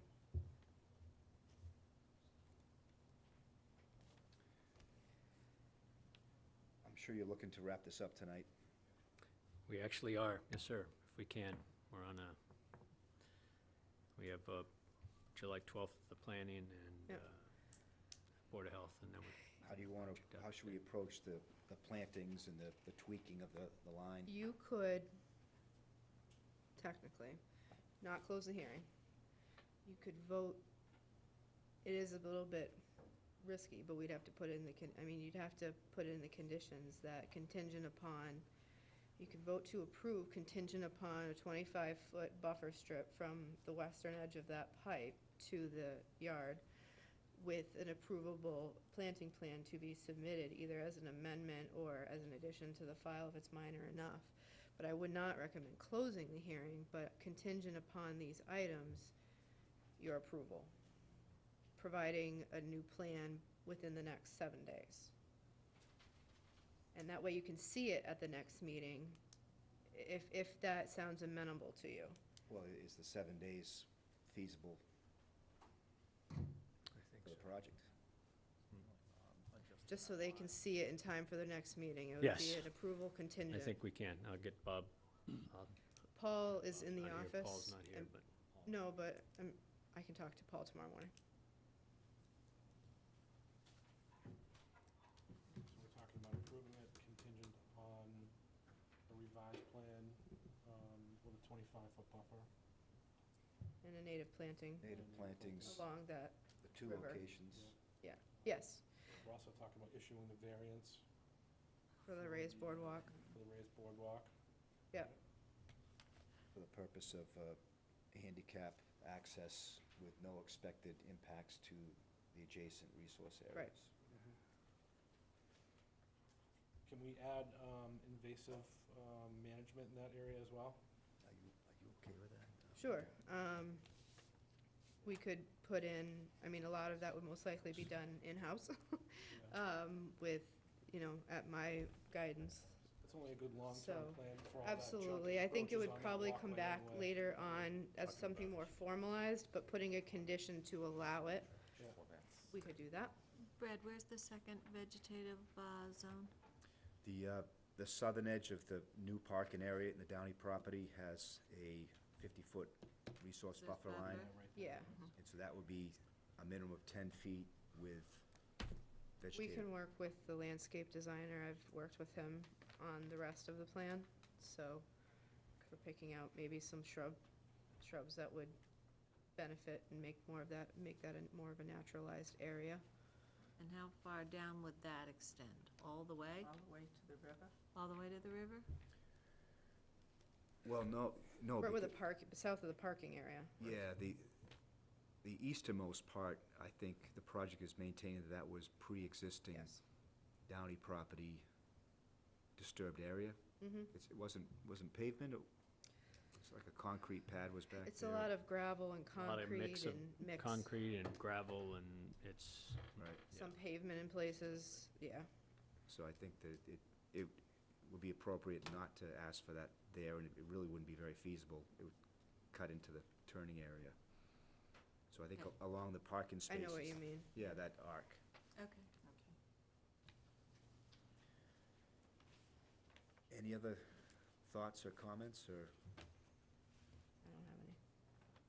I think it's a great plan. I think a lot has gone into it.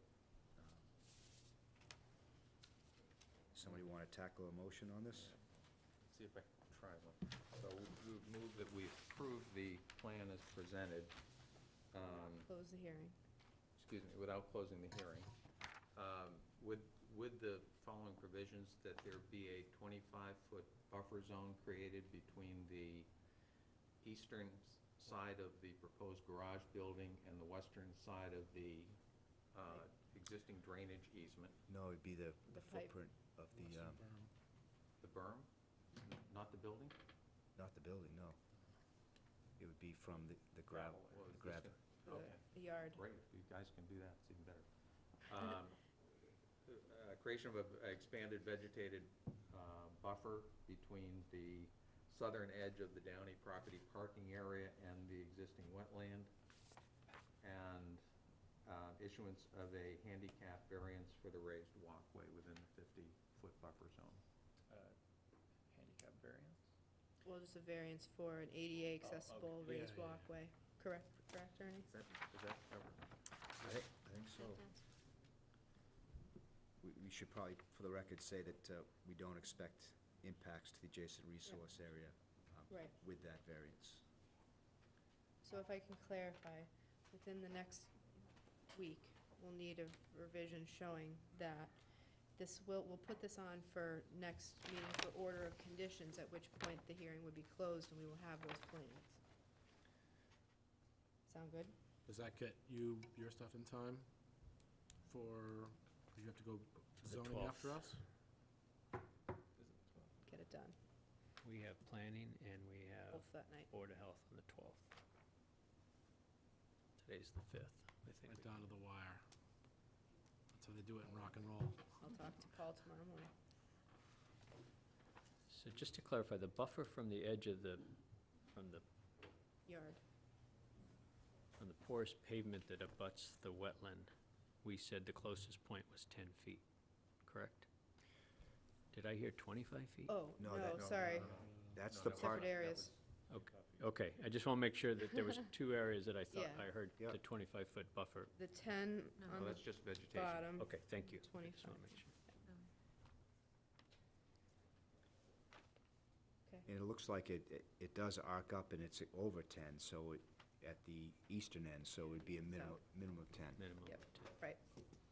So I second your proposal. All those in favor? Aye. Aye. Motion carries. Thanks very much. Thank you. Thank you. A lot of work.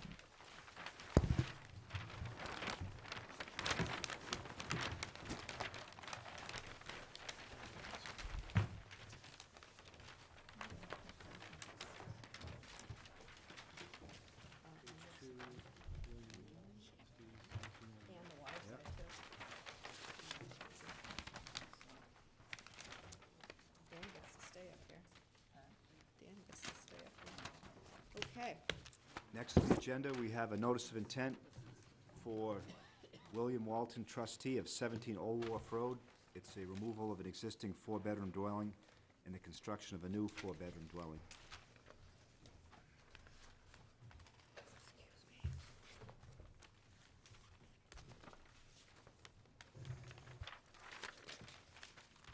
Good evening, Dan Croto from Moran Engineering. I'm here with Rich Dodoli from McPhee Associates, the building contractor. We're here for William and Patricia Walton. William is in the audience for any questions. So this proposal is the tear down of an existing four-bedroom house and the rebuilding of a four-bedroom house. Both structures are in the outer limits of the AE floodplain. The proposed house will be built to full floodplain compliance, where the lowest floor, which will be a crawl space, will be above the floodplain elevation of 11.3. I do have a revised plan after being contacted by Amy that shows a work limit and a silt fence along the back of the building, which I will hand out.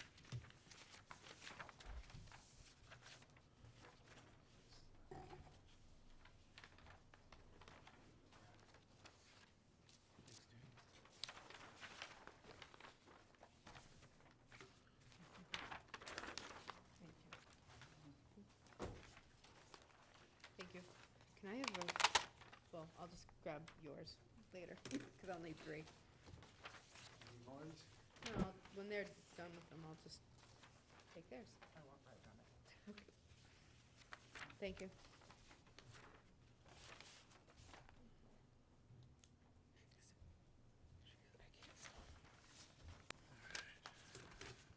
Okay. I just handed Amy the proof of notification to the abutters. So the proposal one large advantage of the proposal is it requires a new septic system. The existing septic is within the floodplain. The new one will be outside of the floodplain. Being on the outer edge of the floodplain will have no impact on the flow of floodwaters. The, let's see, the existing structure is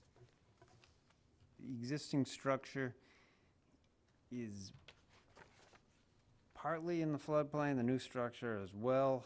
Our site coverage, our building coverage is well below the zoning for the district. And I guess, Rich, do you have anything to add? No, really. Not, I guess we'll open it up for questions. Thoughts, Amy? Yes, so this is one of our unique projects where there's actually no real wetland. There is land subject to coastal storm flowage, which according to the State Wetlands Protection Act is a regulatable wetland. However, they don't have any performance standards yet for that. Evidently, they're drafting them. Traditionally, we just look to ensure that whatever's being proposed is being built at or above standards for being in a flood zone, as well as won't have an adverse impact to any abutting properties in the event of a flood. You know, if this house was in a velocity zone right at the edge of the water, you might be looking at channelization of floodwaters, but this is right at the very landward edge of a standing water flood zone. It's complete upland vegetation. The actual wetland itself is several hundred feet away. So I don't anticipate with the minor amount of fill that's being proposed here, which is just about 2 feet kind of near the slab of the garage, that there would be any adverse impact to abutters as a result of floodwaters being diverted from this structure. So thank you for putting a limit of work on there. It just further consolidates activity on the site. The backyard is fairly natural. I mean, it's got some overgrown grass, but then a bunch of, trees and forested areas. So I would recommend approval of the application for 17 Old Wharf Road. All, any comments? No. Carol? Nope. Only question I had, the existing septic system, that's going to be filled, removed, or how are you going to handle that? Anything within within 5 feet of the proposed house will be removed, because it'll be within the foundation footprint. The rest of it, being a stone field, generally, we would just leave it there. There's no, it's a 6-inch stone field. Oh, okay. It's more destructive to remove it. All right, no, I have no other questions. Any comments or questions from the audience? Okay, this one's, I think, one of those situations where it wouldn't be jurisdictional before the flood maps were revised. And now it is. Yes. So, anyone have a motion? Move we approve the notice of intent for 17 Old Wharf Road as presented. Second. All those in favor? Aye. Aye. Motion. Aye. All right, motion carries. Sorry. May I have 2 copies, please? So I have a total of 3. Here. I got 2. We're good. Thank you. Get the revised one? Thank you. Thank you. Okay, Thank you. thank you.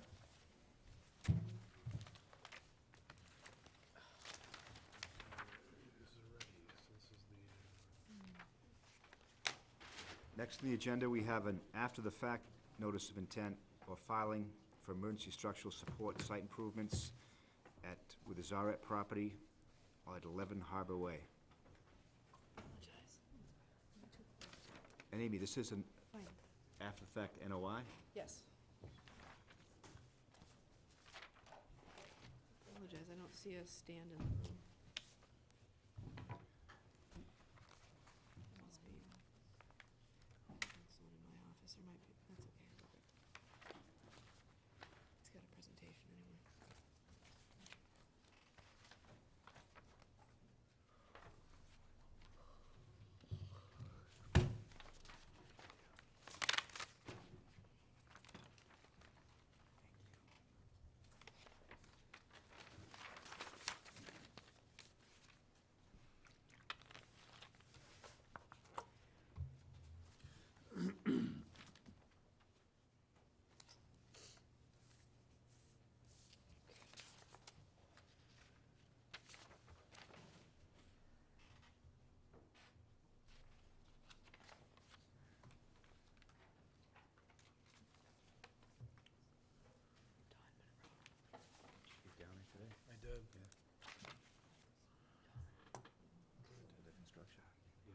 completely different. It's completely beyond anything that we previously had approved. There's a lot of junk and debris on the site as well that has just been left there. I don't know if anything because there's a cease and desist there, but there's definitely creosote ties, trash, batteries, lots of chunks of asphalt, and there's also 10, I think we counted 10 pilings that were not permitted as well by us. As far as that Oh, did they? emergency. Wondering if it was going on? Yeah. Yeah, but the But, 10 additional ones. Thanks. Above and beyond. Don Monroe from Coastal Engineering, thanks. Take a little time to set up the computer. We were asked to look at the emergency work that was done out at the Fish House on 11 Harbor Way, and also to file for an after-the-fact notice of intent for work that was done not only under the emergency, but outside the emergency order. So that having been said, we submitted a project description. We looked at the resource areas that were impacted by the actual work, looking at the project as if it were going to be filed for, and those resource areas, oh, there we go. Okay, thank you.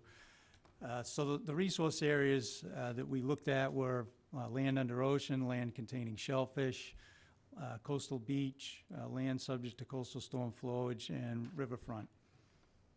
And overall,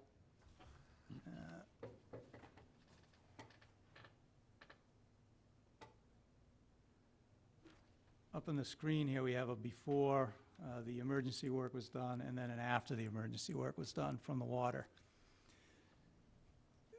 Needless to say, you look at the engineers, structural engineers report, and at the outset, coastal engineering was only involved at the point where the applicant asked us to file for the after-the-fact notice of intent.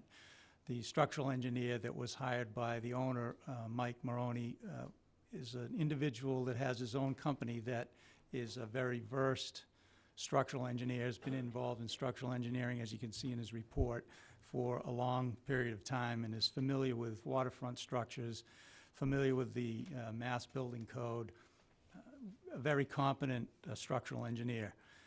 And I'd like to say on the outset, when I went down to the site, I actually was asked to meet the Chapter 91 representative on site a week ago or so, 2 weeks ago, Dalia Medeiros. Also, Mark Bartow came to the site after she showed up, and we discussed some of the things that were done and some of the things that were covered under the emergency. And my inspection of the work, it's a pretty unique solution to a problem that was an obvious problem noted in the letter from John Rendon as a result of the on-site that Amy, John, and the applicant made to determine that, in fact, the building was in need of an emergency repair, in terms of the structural soundness of the building itself. So that also having been said, just to take a quick look at some of the things that were problematic. You can see the piles were definitely rotted out in the center, that the structural members, the beam underneath in this location right here, in the center of the picture under the chains that were used in the past to shore the building up, obviously were putting a stress on the structural integrity of the building to the point where it was cracking the beams. Also, in this photo here, there's a note. This is from the actual structural engineer's report prior to doing any work.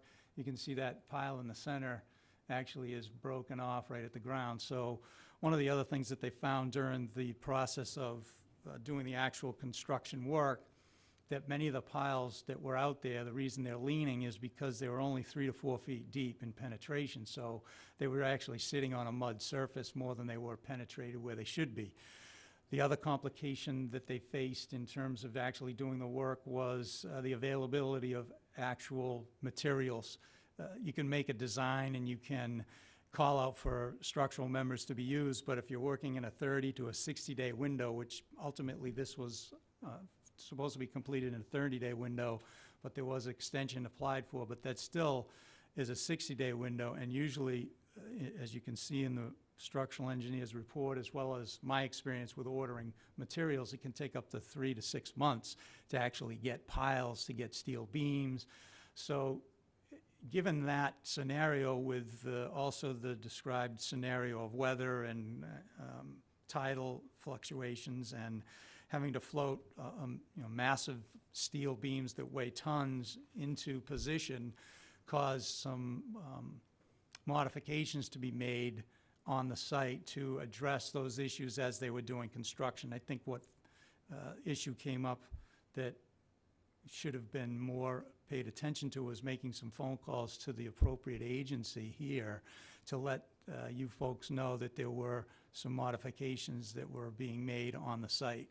Not being involved in it, that would be, in hindsight, something I would look at to, and I'm sure the commission will have some answer to that problematic aspect of the actual emergency work. But the uniqueness of the design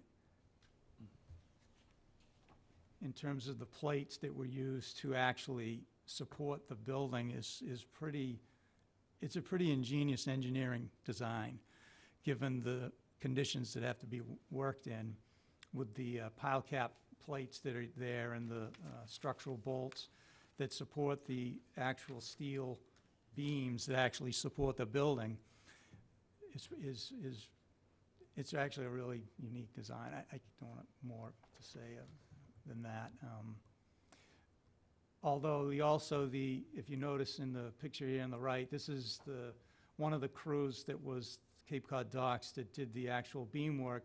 This is their attempt to float one of the massive steel beams under the outermost section of the building. They wrapped them in styrofoam and had enough depth of water in that location, and actually in the second location towards the shore, towards the man that's standing in the foreground.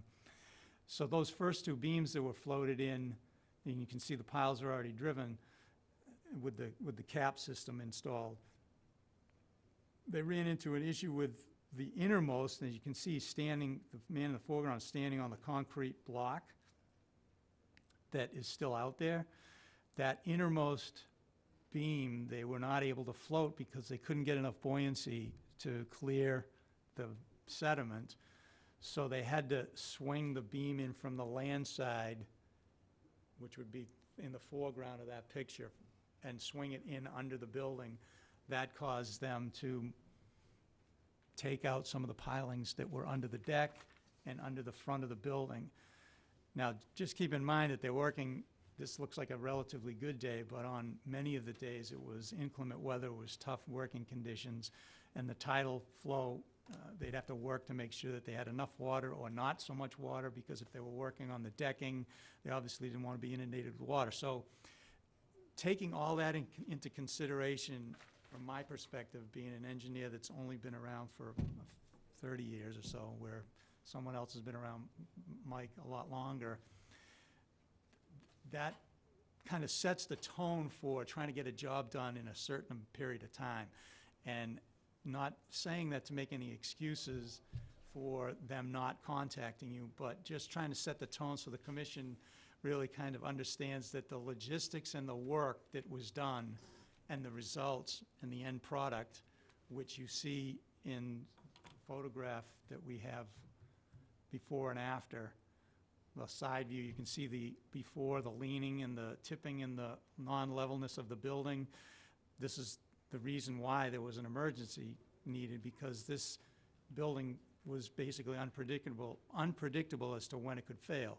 So you take a look at the after, you look at the results of 5 piles instead of 4 on either side, the number of piles that are missing underneath the structure due to the fact that they were meeting very inclement and tough working conditions with what I described. That plays into looking at what the performance standards are to be met, even though this is an after the fact.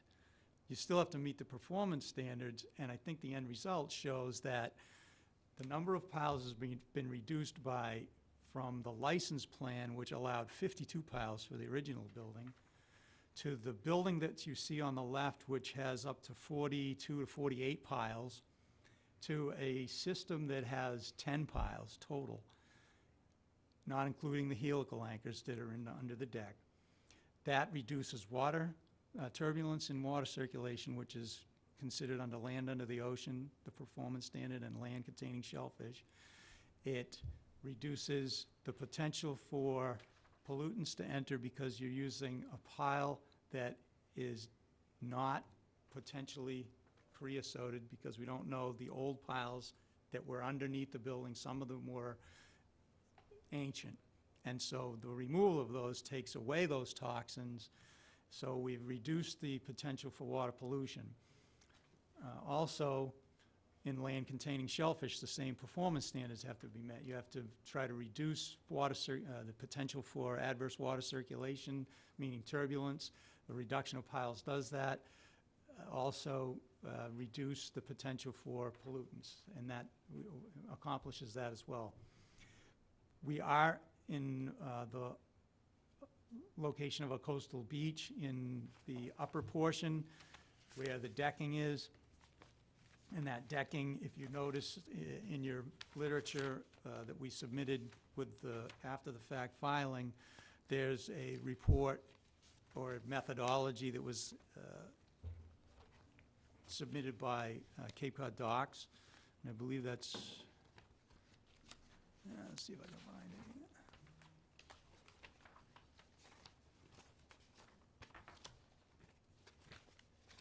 I think it's significant to get to it because, give me a second.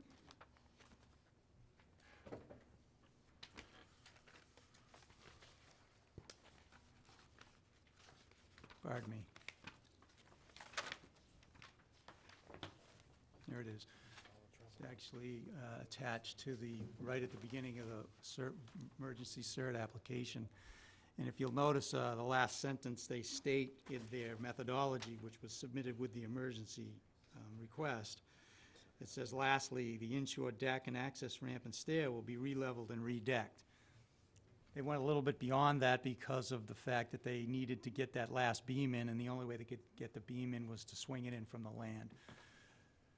Although the results are helical piles that take up inches in terms of square feet as compared to the piles that were removed, which take up square feet. So it was a reduction in the amount of structural members inside the coastal beach area.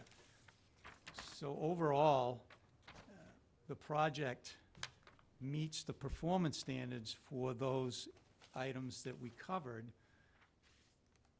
and yet we still, here's another photograph of the before and after from the land side. You can see the steel beam carrying on the after, where there were a myriad of piles that were carrying a dilapidated building. And that was the other thing that they faced is when you install piles, typically you'll see appear when it's installed, there'll be cross bracing. The cross bracing gives you your lateral support. Well, without any lateral support being allowed under the emergency order, where we could put cross bracing from one side to the other or from one pile to the other, what most structural engineers will do, and I talked to our own structural departments, they'll make or incorporate the floor members as part of the lateral load-bearing component so that it has a lateral resistance to wind, hurricane, and wave forces. So the flooring was replaced as a result of finding that it was completely almost rotted out. You can see in this view right here, the flooring that's along the base of the uprights. You can see most of that flooring is just deteriorated beyond belief, and you can see the sagging of the joist members. So that was part and parcel to the actual structural design, even though it wasn't applied for in the emergency order conditions. It was out of the resource areas because it was above the flood zone. So we understand that that still should have been notified to the commission, that that would be part and parcel to the actual design. But that was done on the fly, and so I tried to describe with all the things that were going on the site. There were 3 different crews. There was the pile driving crew, there was the steel member, the installation crew, then there was the carpentry crew that was rebuilding some of the floor members. So trying to coordinate all that, I can imagine, was relatively difficult. But that still having been said, after, hindsight, it really should have been called into Amy to let her know that there were modifications being made. All right, thank you, Don. Sure. Amy, do you want to give us a summary of your review? I don't think, there's no doubt in my mind that in January, February, when you came to myself and the commission, that this was an emergency situation due to recent weather events, and myself going down and documenting as well on the site that this building was listing even more towards the water, and a lot of the pilings were no longer either connected, several pilings had fallen in. So as a result, the structural engineer had written a letter detailing what should be done. The result was an emergency certification from our office, signed by you, clearly stating that 8 total pilings and steel beams are what was allowed to stabilize the structure. This was given to the applicant, and it wasn't until after the work had been done that it was discovered that this was above and beyond what was issued in the emergency certification. This was, though maybe they asked for, just because they asked for additional, or 2 potential schemes, what they received was 8 pilings and then steel beams underneath. Now, I did go out after the work was done with Mr. Zaretti, and he showed me why the 10 instead of the 8 were necessary by showing us that 2 of the beams of the 8 were not structurally sound and not doing their job. So that was clear. But the 10 additional helical piles underneath and the removal of the pilings underneath was not discovered until after the fact. And this was work that, while I understand why it was done now, these are not, as it was referred to in the letter numerous times, I do not consider these field changes. A field change is putting in a pile 3 feet away from where you should have put a pile. A field change is not putting in 10 additional helical piles and rebuilding the entire, to access the building. The purpose of the emergency was to stabilize the building, not necessarily to grant further access to the building. It also, installation of a water line, which was approved in the original permit, which is under appeal. There was no reasoning in the letter by the engineer to allow that for an emergency purpose, and I don't see it as an emergency to stabilize the building, which was what the purpose of the emergency was for. So a lot of the changes that are referred to as field changes, I don't feel that's necessarily what they should not be called field changes. Those were intentional changes.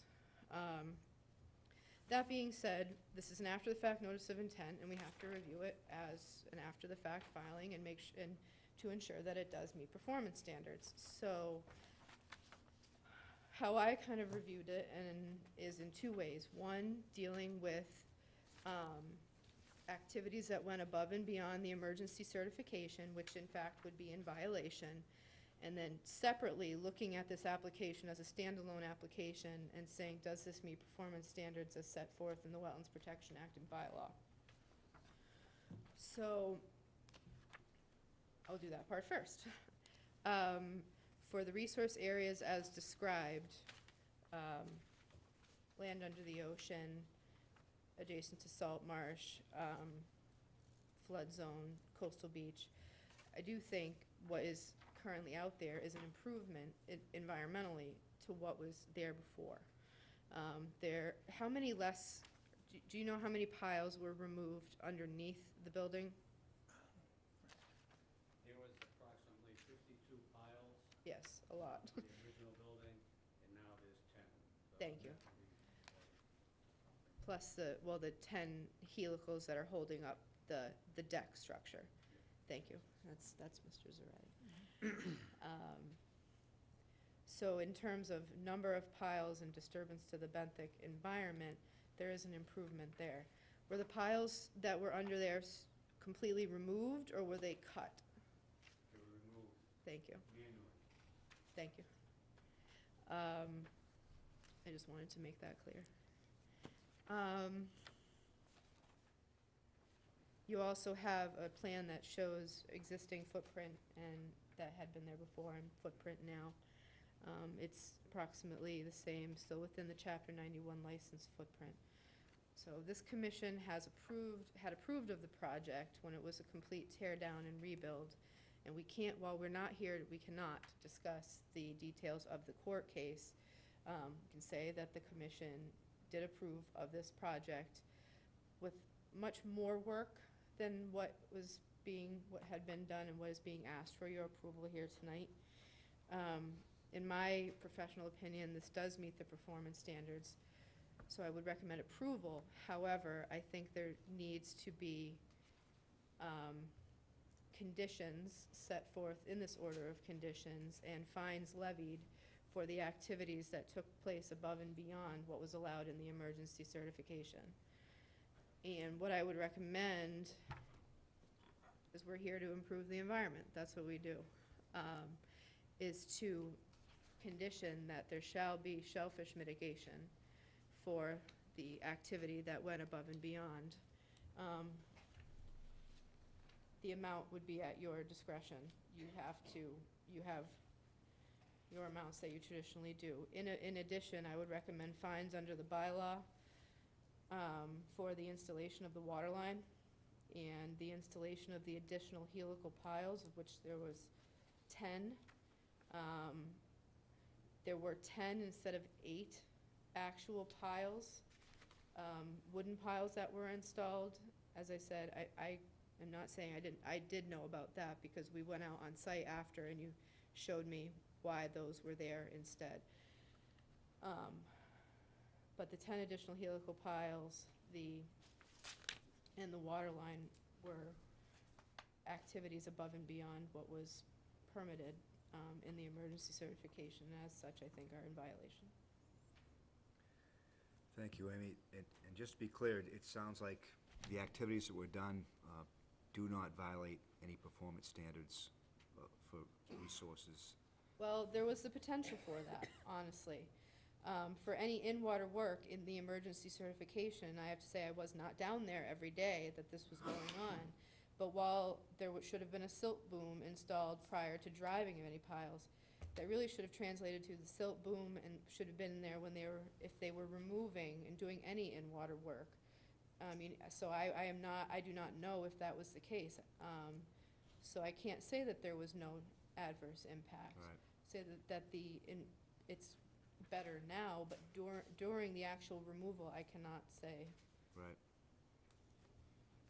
And some of the activities occurred during a time of year that normally would have been excluded due to, spawning periods. Yes, I can't, so we issued an emergency certification due to difficulties with materials and weather and whatnot. There was an extension issued. I was not party until recently of their requisition of permits or emergency permits. I knew Mr. Zaretti was applying for emergency permits from various other entities for this emergency work, but I don't have those with me. Well, Division of Marine Fisheries, we got that one. Yep. Dave Hill basically gave us permission through email. I can give you a copy of that authorization. That would be great. And he is waiting for a submittal after the fact, which we're in the process of producing. Okay. Don, did Marine Fisheries give you a letter in response to the emergency activity, or was that prior? Yeah, the emergency was, See that? let's see, It was probably it was the notice of intent. I see the letter for the original project.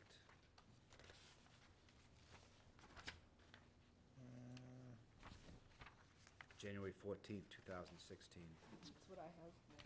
Okay, so that's for the original notice of intent. Yes, which, Yeah, I'm pretty sure I saw, I'll have to look at my emails. I thought I saw one from Eileen for the Okay. emergency as well, because Dave Hill issued the emergency under DEP, and that was CC'd to Division of Marine Fisheries as well as Waterways Boston, so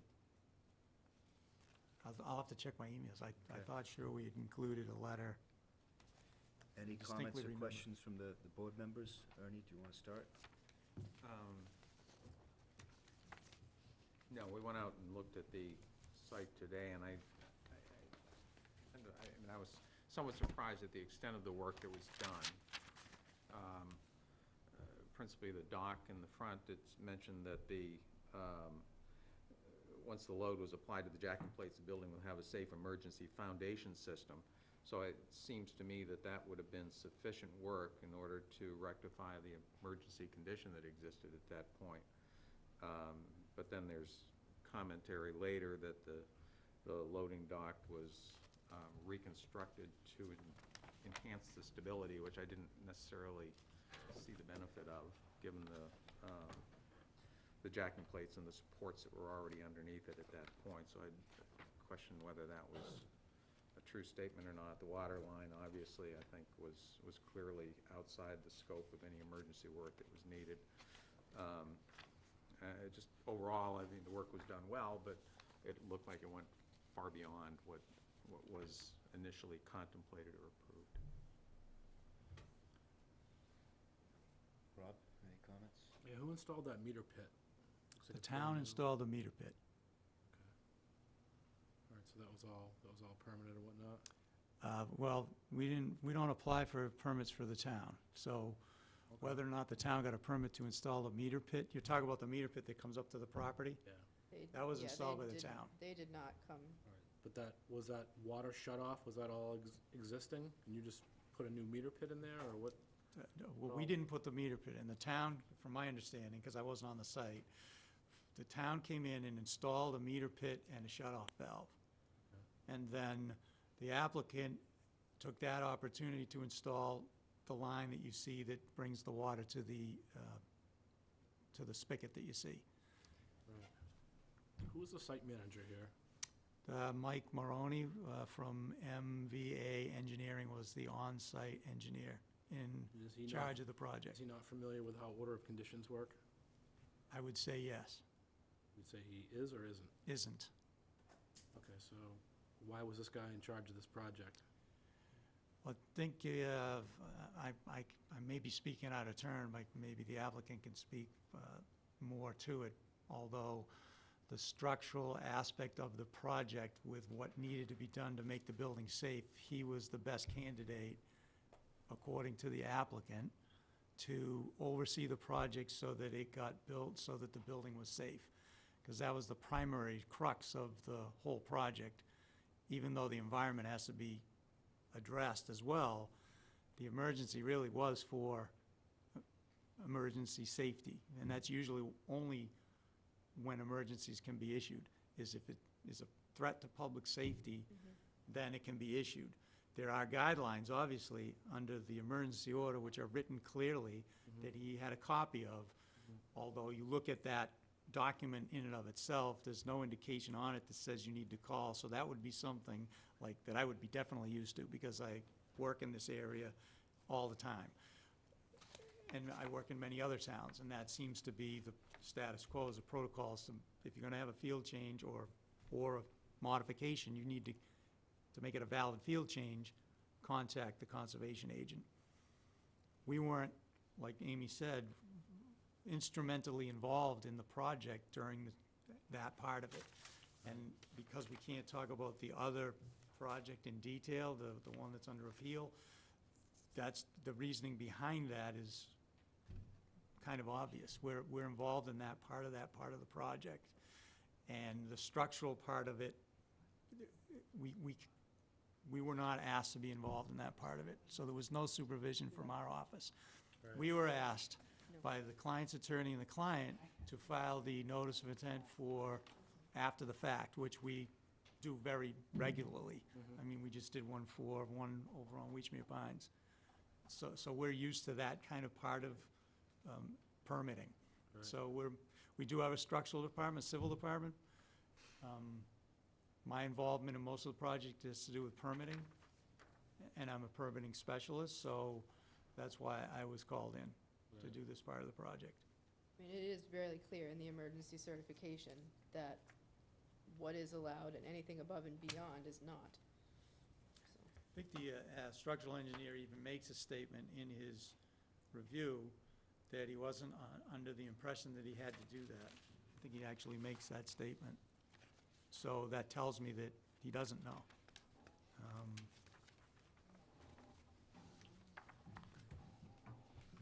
Well, whether he doesn't know what the law is sort of irrelevant, I guess. Yeah. This is just a gross negligence. You can call it that, and I think in retrospect, he makes a statement, we primarily working to make the structure safe, did not realize that reporting was expected except upon completion of the emergency certification work. well, then that would be an error. I mean, the emergency is issued to the owner. The owner is responsible for making sure that everybody who works for him is aware of the I agree. conditions. I agree with that, too, yes. Any comments? So what's to assure us that going forward that anyone's gonna follow any rules and that we're not gonna end up back here with, whoops. This is far beyond, above and beyond an oops. I think the commission has avenues to address that. I think Amy's made some suggestions, but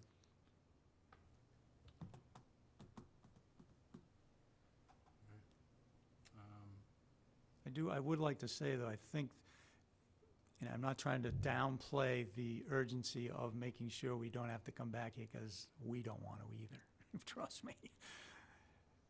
Because the project in and of itself is a benefit to this town, and I think you folks know that. And I am just a little bit, rattled by the fact that something that is as benign as this, when you look at it, and as beneficial to the environment as what's there now, that if the project were allowed in its original state, there would be a much better looking situation than what's there right now. The chain link fence, the poles that are still there, all of those things, that's fine if I don't want to speak too roughly, but if people want to keep looking at that, fine, that's what they want. But I'm telling you right now, looking at this work, even though it was outside, this is high-quality work. Cape Cod Docks is a high-quality working outfit. Maroney obviously seems like a very competent structural engineer, not so much in permitting. So I really want the commission to understand that our function as coastal engineers, we want to pay attention to the environment. I think that's what we've always done when we come in front of you. And the end product is good, that's there now. But the method of getting there, that you have that purview, that avenue, and I'm not suggesting you don't take, I'm not suggesting that you don't take the action you need to take so that outside doesn't happen again, because it doesn't have to happen. Right. And I agree with that. Can I, go ahead, please. If you would come to a mic, Mr. Zaretti, that way it can be picked up. Thank you.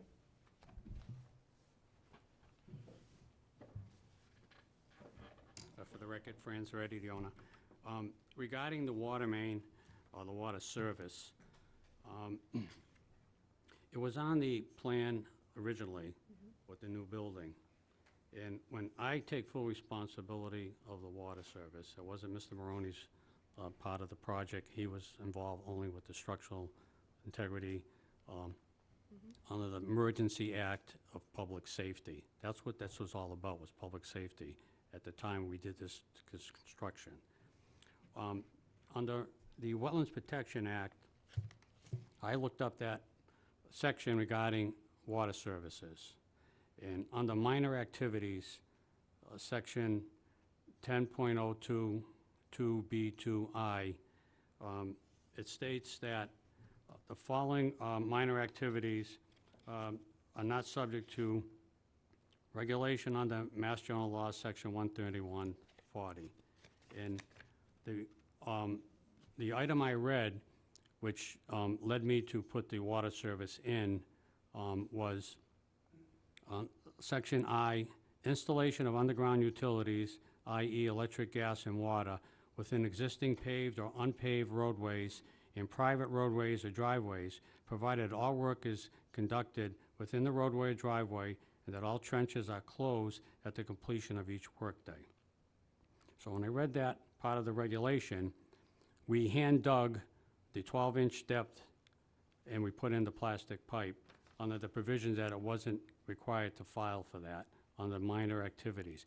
That's why I did that. It was not to circumvent the fact that it was on the plan. I went out there unilaterally and just decided to do that. I'm a registered professional engineer, and I can read the regulations, and that's how I interpreted that.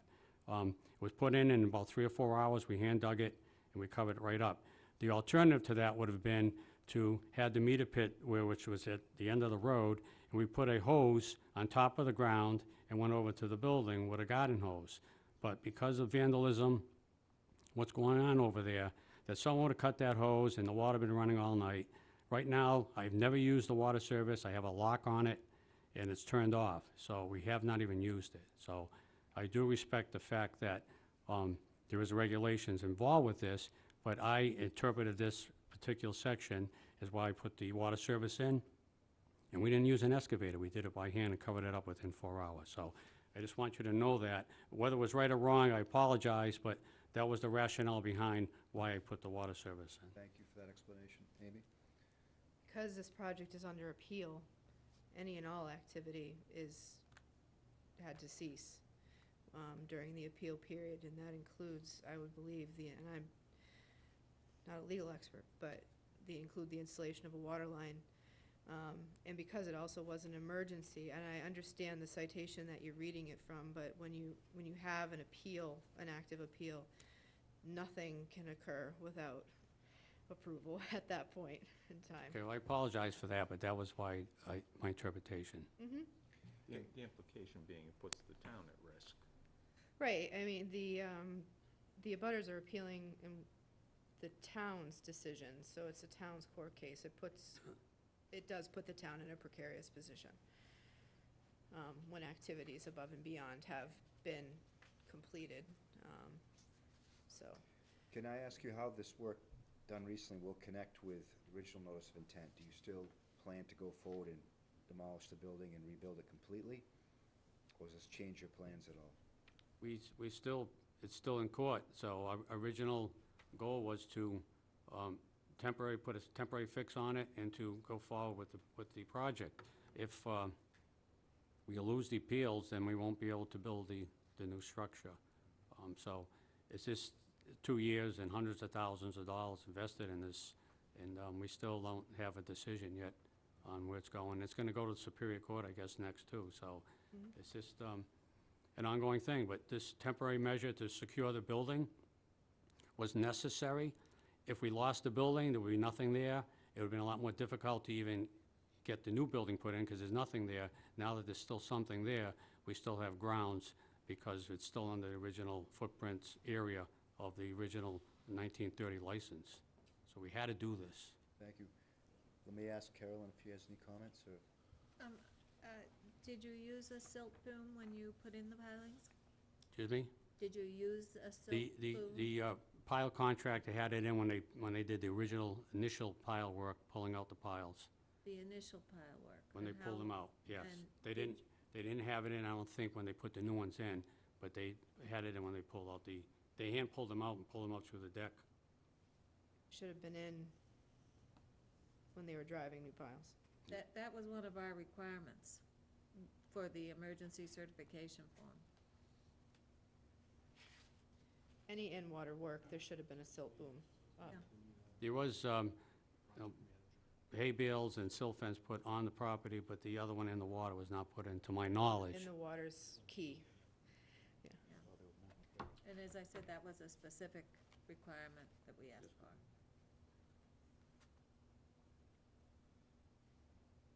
Paul, any No, I thoughts? went to the site today. I really have nothing to do with this because it's gone beyond from when I came onto the board, so I'm just learning from this. Okay, thank you.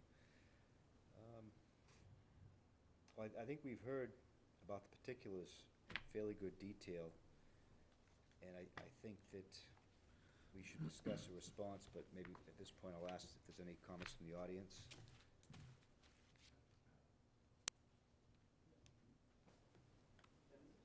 No comments from the audience?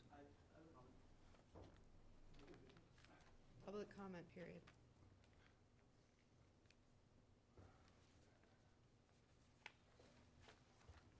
Good evening. My name is Attorney Dennis McMahon. I'm a resident of Harbor Way. I also represent a couple of people that are not here tonight. John Donahue, resident of Harbor Way. Chris Amorine, who is a resident of the Belmont. He owns the condominium that is adjacent to this property. And Timmy Manhertz, who is also an abutter.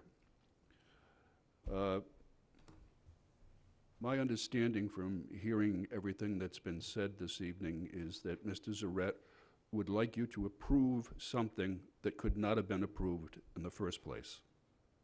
I don't think he should be given leeway to violate a number of statutes and regulations in order to get what he desired and he couldn't get through coming to you and asking for permission. On a procedural note, just for the record, Mr. Amorine has told me, and I don't believe it's reflected in the notice to abutters, that the Belmont got notice of this. So there may be a procedural issue with regard to the hearing tonight. Secondly, there's a question in my mind, based upon my reading of the Harwich Wetlands Protection Regulation 310-11G. That states that in order to have a after the fact, the regulation allows for the issuance of a stop work order or the after the fact notice, not for both. There was a stop work order, an enforcement order issued, which means, in my reading, the option for the after the fact hearing is not applicable. It's not available. And certainly I'd ask the committee to take a look at that particular regulation. However, even if the regulation allows for the after effect application, there's still an appeal pending of the Commission's order of conditions. That means, by statute, by regulation, no work can be done without permission of the Commission on an emergency basis. This work, I think it's pretty clear to everybody, this work outside of the stabilization of the building, which certainly was allowed, was not allowed. The deck, the loading dock, the water line have nothing to do with stabilization. The two additional pilings, perhaps it gave more security, more stabilization than was necessary. I don't know, I'm not an engineer. But I know in the original application, the 4 and 4 were deemed sufficient by the applicant and his engineers. There's no reason to put the other two in. No reason has been shown for it. It gives added stability, perhaps, but it's not necessary. And it was in violation of 310 CMR 10.05.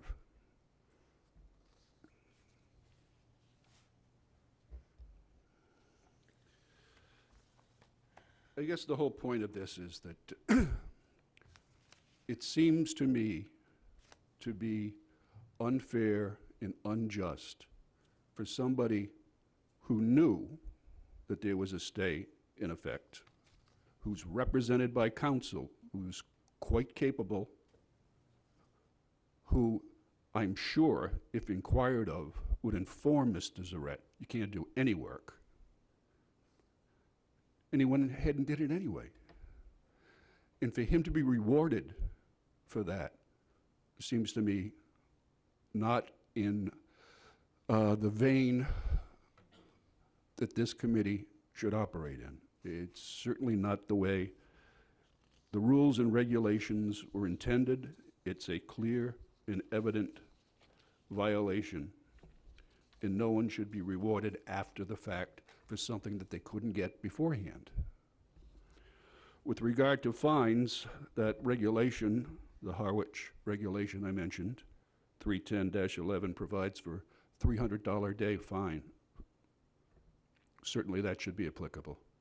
But I was also point out that at this point in time, because of the automatic stay, the work should not be approved after the fact. Additionally, because this work was done in violation of 310 CMR 10.06, the hearing officer on the appeal has issued a stay order on any decision to be issued. He has ordered an investigation to confirm violations, and he has indicated in his order that if violations are found, sanctions will be imposed. I sent a copy of that order to Amy. I don't know whether she's disseminated it or not to you. My suggestion at this point in time would be to withhold any approval pending the result of the investigation of the DEP hearing officer and whether or not he issues sanctions. I certainly think that that would give you some guidance in determining what you feel is appropriate for these admitted violations. Thank you. Thank you. One quick follow-up, Amy. Are we obliged to wait for DEP's decision?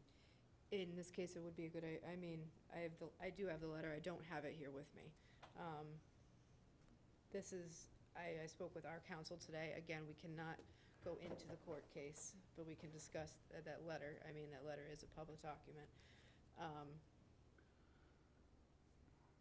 I would like, before I make a recommendation on that, I would like to be able to discuss that more with our counsel personally. So I wouldn't, we have outstanding issues anyway this evening. I would not recommend moving on something this evening, pending all these other issues as well. Just for the record, the Belmont was, and it was signed for as well. So they were notified. That's fine. It wasn't in the file when I looked at the file. I think you were with me. Problem. Right. We did receive the green card. Okay. And All right, thank you. Any other comments from the audience?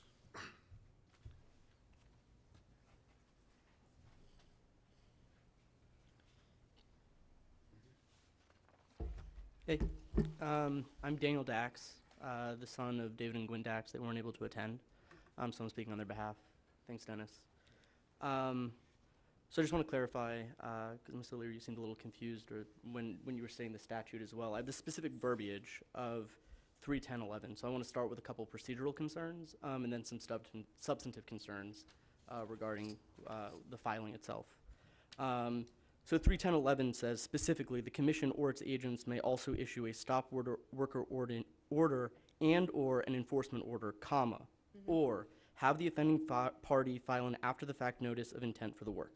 It's pretty clear that both it's used and or in the initial clause, and it uses or afterwards. So I think procedurally, the filing simply can't be approved. I think that's pretty clear from the statute itself. I think, to do otherwise would be to play fast and loose with the bylaw itself. I think it would also be in stark contrast to the decision that the DEP and the Superior Court has made that there should be a stay until kind of further evaluation of what happened itself. I think substantively, there are a couple of things in the timeline itself of the filing that was placed that should be addressed. The first is that it wasn't by our request. Our attorney, it says here, Neil Glick, requested the on-site visit on February 22nd. That was by Zaretti's counsel. So if that caused a delay, it wasn't our doing. Additionally, that was on a Friday. The request was granted on the following Wednesday. How that could then lead to a 3-week delay in March, I don't understand. I think, to be frank, I think it's kind of demeaning to our intelligence to think that there are supply issues of steel and wood to get 8 beams, and that causes a delay of 30 to 40 days in executing this. I work in Manhattan. There's a lot of steel going on. There's a lot of construction, right? Then in terms of kind of the purpose document, right? So, we discussed that the action to be done was to prevent the structure from going into the river. We totally appreciate it. Obviously, we all think that shouldn't happen. I'm kayaking there all the time. But the work went above and beyond, obviously, even in the enumerated points of the actions that were done, but also beyond it, right? These points are inaccurate. They're not all there, and they're facetious on some level, right? Beyond the work that was done, there was also structural modifications to the roofing, the siding of the building. They put a new floor within it, and there was a window placed. If you want to go to the after picture, we can see the window from the outside. That would be, I guess, the east-facing wall. And then obviously, the water line clearly has nothing to do with what's going on. If you want a clearer indication, they've scheduled for ARC to come and discuss, the ability to move in commercially. It's clearly trying to circumvent the fact that they couldn't do the initial modifications and they want to move a client in. As a young citizen of Harwich, I just find this disheartening that my family's been above board in trying to interact with everything. We've been trying to follow your processes, and for it to be utterly circumvented is pretty just disheartening to see. But I appreciate the diligence tonight. If I may, just procedurally to respond to one of your points, right in the emergency certification form, does say any work conducted above and beyond that what is described above, and any work conducted above and beyond what's necessary to abate the emergencies shall require the filing of notice of intent. So that's why we filed that's why I had them file notice of intent, because it clearly says in the actual DEP form that anything conducted above and beyond shall be required to file a notice of intent. So. And anything that, aesthetically with the building is not the purview of the Conservation Commission. Sure, but the emergency order was used to execute that work. Any additional comments from the audience? Does the proponent? Mr. Chair, could I just make Glenn Wood, counsel for the applicant? I was here at the original NOI process. Just a couple of quick comments, and I totally agree with Amy. Obviously, the norm with enforcement actions is you want an after-the-fact notice of intent for work that's jurisdictional, so that's stock. It's what we do. Under the Act and local wetlands bylaws, and as Amy points out, it's actually in the form. The inarticulate nature of maybe the way your bylaw is drafted is something, but clearly under the Wetlands Protection Act and its regulations and the form that DEP uses, it's right in there. That would be the norm. How else would you permit after-the-fact work? There's no logic. You have to have a permit for all work, even if it's after the fact. So, I think that goes away. The initial comment made that how could this work that was done could not have been approved in the first place. You've already approved work that's far more expansive than what's here now. The pilings that are in are a radical reduction in both number and square footage in the resource areas.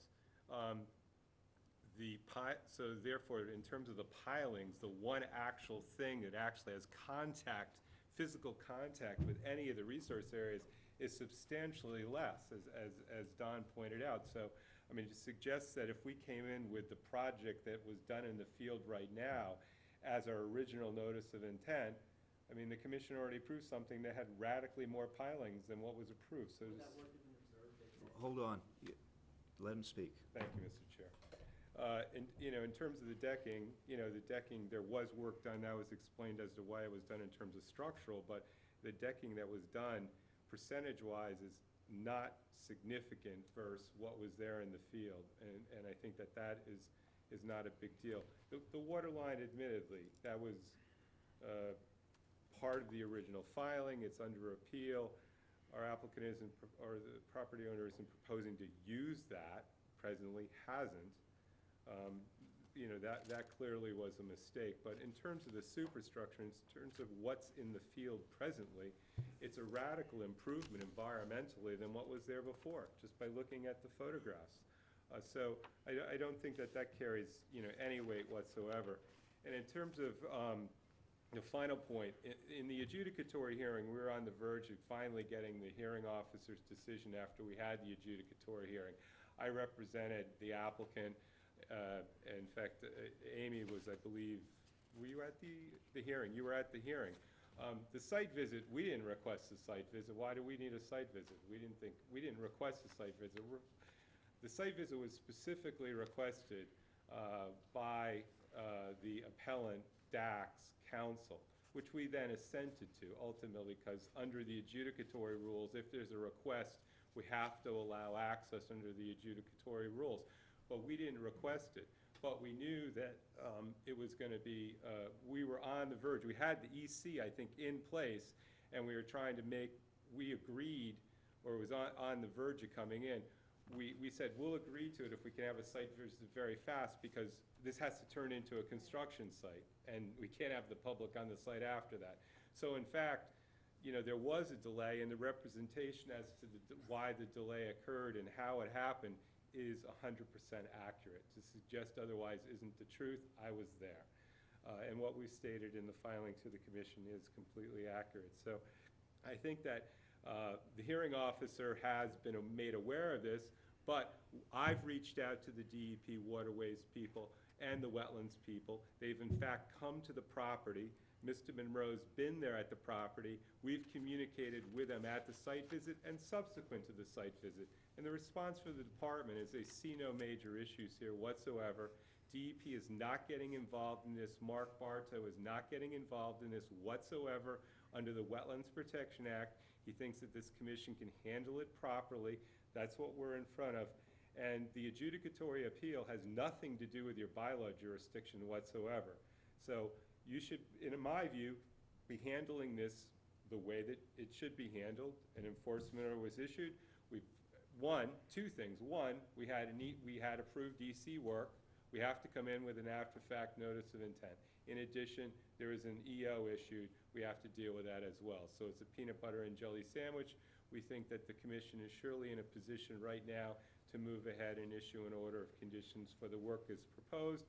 If, you know, obviously the other mitigation issues you've spoken about, surely you can make those decisions. But we're convinced, frankly, that once the hearing officer, in fact, hears from the department, which they will imminently, and us, including a filing from us that shows all this information, the hearing officer is going to lift the stay, because our side, as well as the department, is going to inform the hearing officer that there wasn't anything done that was of any significance based on site visits that have occurred both by the Chapter 91 staff and by the wetland staff at DEP. They are not seeing any major issue here whatsoever, and that's been communicated to us directly in the field and subsequent to the site visit. DEP is not getting involved here. I do appreciate that, but I think this commission needs to see that. Would you I've agree? been I tried to reach Mark Bartow. I haven't received any calls back, maybe because he doesn't want to be involved. That's exactly what he told me. I was there with him. Yeah, all I want is, I would like to have a conversation. In writing. Even a phone call I would like a phone call. So we're gonna be out in limbo again. No, I would like a phone. To be addressed. I agree with Glenn. I mean, it's not any different than any other after the fact. It's just that some other people are voicing a stronger opinion about it. And I believe that with the fact that we have an opportunity to issue something and move forward, we should. Well, the unfortunate part is that work had to be done, and it was done, but work was done in excess of what was approved with the emergency order. So that's the dilemma I think that we have.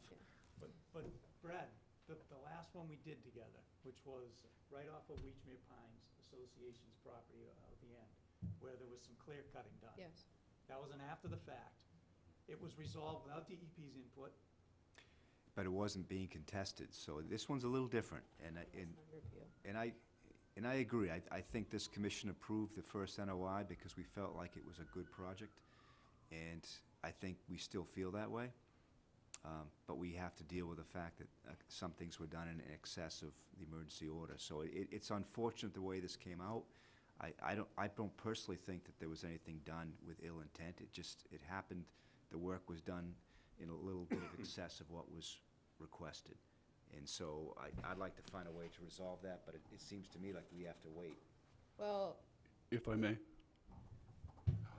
Let Amy speak Absolutely. first, please. without, under the bylaw, the DEP has no jurisdiction under our bylaw. You could issue a decision under the bylaw. However, without having, and I've read the letter, but I don't have it here in front of me, under the act, if there has been a stay in any permitting, without having that here in front of me, with that letter, I can't recommend necessarily that you vote under the act tonight. And I think we'd all like to see that letter as well. Yes. I think what we'd be happy to do, just to try to address that concern, is I think the best thing to do then would be to continue this Yeah. evening, allow Amy the opportunity to reach out to the department, and you know, so that I think the commission feels comfortable in how to handle this, and under the act as well as the bylaw. So, I mean, I think that would be, we don't want to push the commission this evening on that. I would agree. If I may. Sir? Thank you. I don't think anybody's arguing with the fact that the work that was done was quality work, and it was work that everyone appreciates. That's not the point. Everyone who's a proponent of this seems to be using smoke and mirrors to avoid the fact that there was an automatic stay. They knew about the automatic stay. They said, we don't care about the automatic stay. We're going to do what we want. We don't have to go to the commission to get permission. Let's just go ahead and do it. And then we can come back later and say, oh, geez, we're sorry we violated the law. We're sorry that we said, you know, the heck with you. Please forgive us. It's like someone commits a crime and they say, oh, geez, I'm sorry. I say, oh, well, that's okay. No big deal. The law is there for a purpose. It is meant to be complied with. I think it's an affront to the whole community, the whole neighborhood, and maybe the town, for someone to come in here, into Harwich, into our town, into our community, and say, we don't care what the law says, even though they had knowledge of it. They have an eminent environmental attorney sitting next to them that's well aware what the law says. But their argument is, gee, doesn't it look pretty now? That's not the point. The point is there should be repercussions for violating the law, for offending the community, for offending the town, for offending the commission. And I think the commission should take that very seriously and act accordingly. That wasn't the intent whatsoever. The end result is we've got a safe structure. That's what 97%, if you take the water line out, you know, 97% of what was done out there in the field was to do the EC work, to protect this from going in. And one of the results as a consequence, although it was a work change in the field, which I wasn't involved in this either, as nor was Don in his shop, was that a substantial amount of pilings were removed, both because, one, they were in horrible shape, two, they weren't even put into refusal at all, a couple feet under the ground. I mean, it was just swamp Yankee, you know, pilings, and it was decided that Helix worked better and were quick and could be a temporary installation as well. They're not, you know, so the vast majority of this was the EC work to protect the structure. That's what this was, with some field modifications by the structural people as they were going at it. But nothing in the water that touches your resource areas is a radical reduction from what was there that touches something. The verb touch, very important with resource. Everything else is just hanging over the resource areas. It's not a window, you know. But anyways. I'd like to move it along if we can. I think we all agree we need to continue this hearing. Any final comments from commission members or Amy on, I think we agree we need to talk about mitigation or a penalty structure for work done in excess of emergency order. And I think we can talk about that next time. Yeah, I had some recommendations. I'm more than happy to include them in the next time, and we can discuss further. I had one question in that regard, thinking of possible mitigation. The concrete pad, it's on the seaward side of the building. Does that have any purpose? Is that a candidate for removal that could mitigate some of the work done in excess of? That's part of the appeal. You can't, Part of the you appeal. cannot touch anything on that site We were right now. proposing in that area why to do shellfish some would be level a- of, increasing shellfish habitat, as well as in that area, some additional, wedge of Spartina along that area as well. So, yeah, that was proposed to come out. I have one question. Unfortunately, I was not able to go to this site today.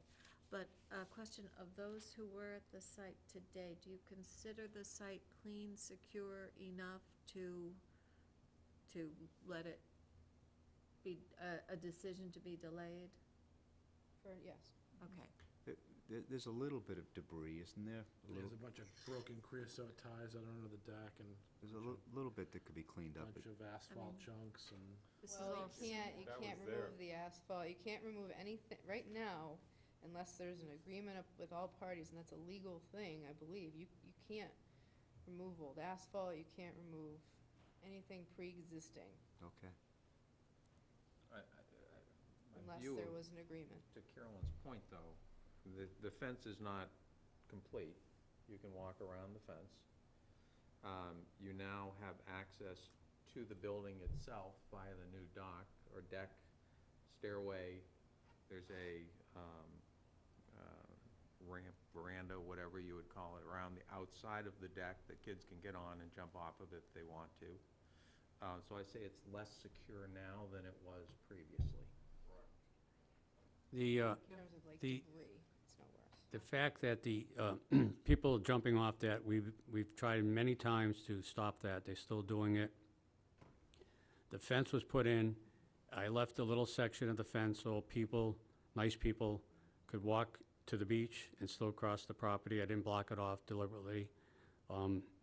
My neighbor who was causing the major appeal, my property line goes in front of his driveway. I could have put the fence in front of the property, and he can't get in his yard. Even though he's appealing me, I made a courtesy move to put the fence and move it away so he can access the Dax property. But I have a right to put that fence right up to where the concrete bound is and block him off. I didn't do that. I didn't block the people off in the neighborhood to go to the beach. But I still need security there so that if these children jump off, there was broken piles in the water behind the building. We pull them out as part of the process because the kids are jumping off the building and they hit one of those piles under the water, they'll kill themselves, and I'm liable. So I tried to put no trespassing signs. We need some type of emergency monitoring system there. The power line that was there had to be removed because the building was collapsing. We want to put the power, it's still, the wire is still at the pole. We want to put it back on the top of the building so that we can have some type of security there so these kids don't come in there and jump off the building. But right now, there's a stay, as they're saying, on everything, and we need to get some type of security there. Because if someone gets injured, I'm not going to be liable for it because of the fact that I can't secure the building. And we need to get that overhead wire put back and put some security there. It's an overhead wire. It was there originally. We don't have to alter any wetlands to do that. It's just on a bucket truck, and they disconnect it and put some type of emergency lights or some type of emergency recording system there and cameras so that we can really keep the kids safe there. It's not because they're breaking in, and they've taken stuff out of there. It's irrelevant. That's de minimis. But I'm afraid of someone getting hurt there. It's a public safety issue, just like it was to fix the building. Public safety has nothing to do with the appeal that's going on right now. They're two different entities, and they're trying to tie them together, and it's not. They're two separate entities. And my structural engineer has not signed off on the building yet because there's a couple other brackets that have to be put in there. And he's very concerned because we have a stay order now that he cannot finish these brackets inside the building that'll support that to some of the piles. So we still have a public safety issue here. And if there's anything that gets hurt and anything happens there, other people are gonna get involved in this because they're stopping it, because there's a public safety issue that we haven't fully addressed 100% yet. It's just a matter of just keep stonewalling the project time and time again. Briefly, please. Why is that fence? Go to the mic. I have to go over there? Please. You would state your name, too. Beth McMahon. Why is there a fence all around that area? I mean, why isn't it just directly around, you know, the structure itself? Why is that whole area need to be blocked off? There's nothing there. It's always just been a passageway, a parking lot or whatever. So, Mr. Do you have an answer for Yes, it's a liability issue. If someone gets hurt on the property, someone trips over those poles that are in the parking lot that we can't remove, or someone gets hurt on the building itself, my insurance company demanded me to put that fence in, or else they're gonna drop my insurance. So it never existed before a fence, but now that's an issue? That is correct. Okay, because the poles aren't even in that parking lot. They're way up in the back. So I don't understand why, and it's just so unsightly. I think that's probably an issue beyond our jurisdiction. So I think we should move on from this. Okay. So thank you. I guess I'd like to have a motion to continue, but I want to ask what the appropriate time would be, or should we set a time? Next, 2 weeks from now. What, you think we'll hear from DEP by then? We'll put it on the agenda for, and we'll, Is that suitable? Okay. so that would be the 19th. Do we have a, Thank you. do you have a motion? you. Nice night. Thank you. One other comment. There's no motion yet. Just for the commission's consideration too, is we've had similar situations where there's been construction in an area under our jurisdiction without permits, and our position has been to remove that construction, that additional work. So it's a consideration that we might want to take. To the fence? No. No, the deck.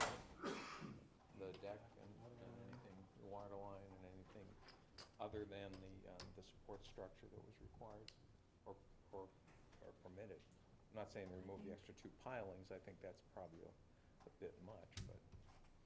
Yeah, I think we can discuss that. I think we should discuss that next time, but I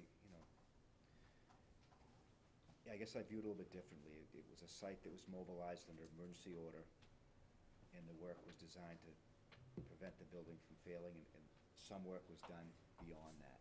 And so, I think some type of response is necessary, but I favor having that discussion the next hearing. Yeah. Do we have a motion to continue? I'll make a motion to continue the discussion for Mr. Zaretti until the next meeting, July 19th. July 19th, the after-the-fact hearing. Second that. All those in favor? Aye. Aye. Motion carries. Thank you. Thanks. Thank you, everybody. Mr. Chairman, can we take a couple things out of order afterwards, just because we have Sure. some people in the audience for certain items? Sure. What do you think? Hold on, let me find. Let's do, number 2 on the request for certificates of compliance, Susan Whitney, 8 Ruth Lane. Can we do that first? It's very simple. If you remember, a couple months ago, the owners came in because there were some outstanding orders of conditions. We had concern, they had a fence right up to the edge of a wetland for the dog, which they then removed. There were various renditions of house plans, so we were trying to figure out which one was the most accurate one. Well, we missed one. And this was a earlier filing, so it is not the filing of record, for construction of the house, and it's very old, DEP 32-220. So this is, work was not done, correct me if I'm wrong, work was not done at all under this permit. Work was done under subsequent permits. So this is still unfortunately holding up the real estate transaction for the Whitney family.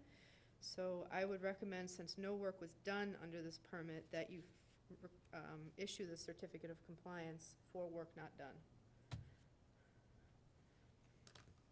Do you want me to make a motion?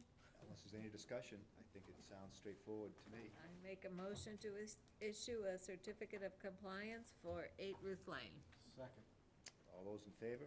Aye. Aye. Motion carries. We'll get it out to you very soon. Oh, I have a closing on Monday? We'll get it out tomorrow, we'll do it tomorrow. Either you or I will do it tomorrow. Do you want us to call you when it's ready? Yes. Do we have your contact information? I believe we do, but, right. This is from Sharon. Is it for Bill Kroll's Yes. office? Can we just get it to him? Perfect. Okay. Thank you so much. Yep. Okay. Sorry, I'm just gonna put Sharon from Bill Kroll on here. Amy? Do you have a cover sheet we could sign tonight in Trustee? Yes, we do. It's right on top there. There you go. Okay, we have, let's do real quick the orders of conditions for 56 Permakeen, and I'm sorry, Jeff, we'll get to you right after. So the orders, because I know Mrs. Collins is here for Permakeen. So the order of conditions for Permakeen, please. Mr. Orsini. Someone's got ready. So you weren't here for this one either? No. Do we have a voting quorum for that one? We've got 3 of us. Need 4 to sign. You guys weren't here for it. Huh? We're not gonna get 4 because we don't have those members of the commission anymore, so Right. you get to vote. Do it. This is just on the orders of conditions, so people who are not present at that hearing, I can.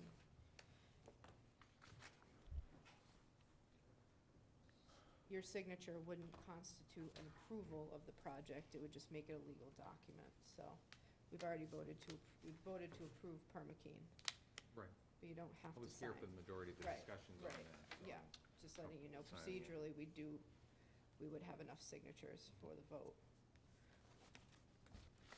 What happened to the discussion of conditionally approving it with the intent that it would not go to construction? Remember that discussion? Did that go anywhere Yes, last? I'm sorry, I need to add that. That was a good point. I was just remembering that as we were talking, actually. That language, I think, is really important, so. Sorry, give me a second here. Can I borrow somebody's copy? There was, I mean, Thank you. you know, there was not a consensus on this project by any means with the commission. No. And there was discussion in the previous meeting about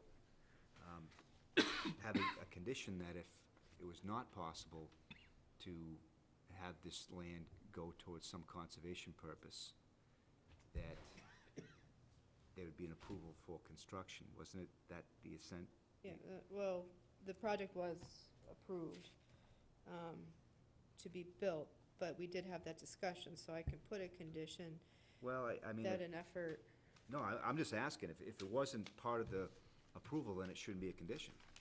I'm just asking if that discussion. it wasn't, they were part of the approval. The one, there was part, it wasn't part of the approval. It was part of the discussion during the meetings, but not last meeting.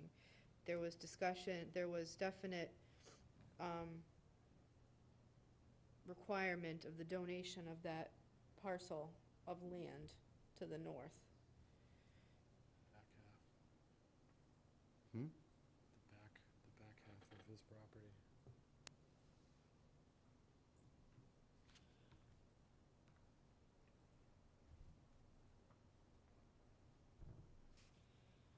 But we don't always put, just, I mean, all the conditions that get put on here, we don't always discuss them at the meeting, too. You can say there, every effort should be made to, the applicant shall make every effort to pursue other options other than construction.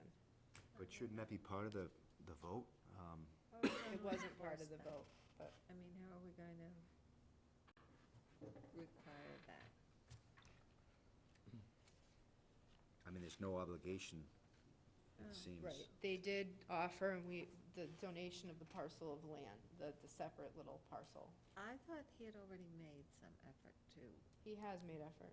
to get the land donated, but what He was went to the coming Real Estate back, and Open Space Committee. what was coming back He was that went if to it's not a HCT. buildable lot, it's not. Well, without a permit, without a decision from the Conservation Commission, they weren't favorable upon looking at it, because whether it's a buildable lot or not plays a big part in how much the lot is worth. So the town's I went to the meeting, the Real Estate and Open Space Committee meeting where Mr. Orsini did go and present. And they had basically said, come back to us after you go to conservation. But was viewed by the Harwich Conservation Trust while being a nice piece of land, not being necessarily a priority parcel for the trust, because it doesn't link, there is open space land, but it's private open space land right now. It wasn't a high priority parcel from the trust, So From a purchase who else? perspective. from a purchase perspective. So who else would we expect them to? I think he has Approach. tried to do his due diligence. I think now that he has a permit, he could approach the Real Estate and Open Space Committee again. And I hope that there's effort to work with neighbors as well, because one of the neighbors was present, I believe Mrs. Collins' husband, about discussion amongst abutters about what to do with that land. So, encouraging discussion on that, but it was not part of the motion.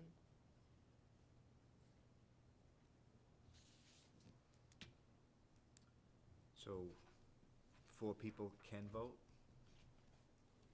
Well, it's already been approved No, I mean pending for the the orders order, of conditions. for the order of conditions. Yes, And you need 3 to approve it? yes. All right. All those in favor of any comments or changes? I'm gonna put in the donation of the parcel, because that has been prevalent throughout. How will you word that?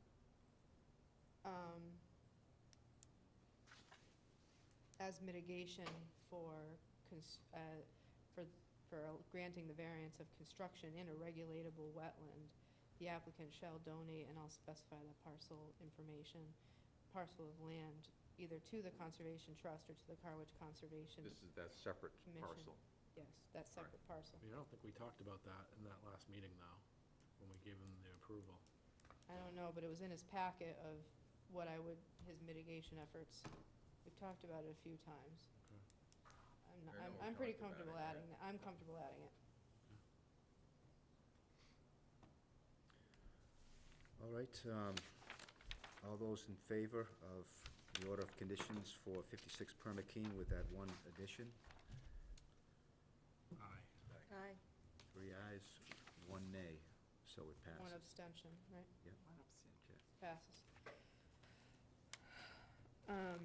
We do need 4 signatures. Just because you sign doesn't mean you're proponents of the project. It just means, to make it a legal document, I need 4 signatures. Okay. Please pass around. Yes, I will. Did that other certificate of oh, it came back. You can keep them on that end, Ernie, if you don't mind. Sure. Okay. Next, if we could jump to the request for a certificate of compliance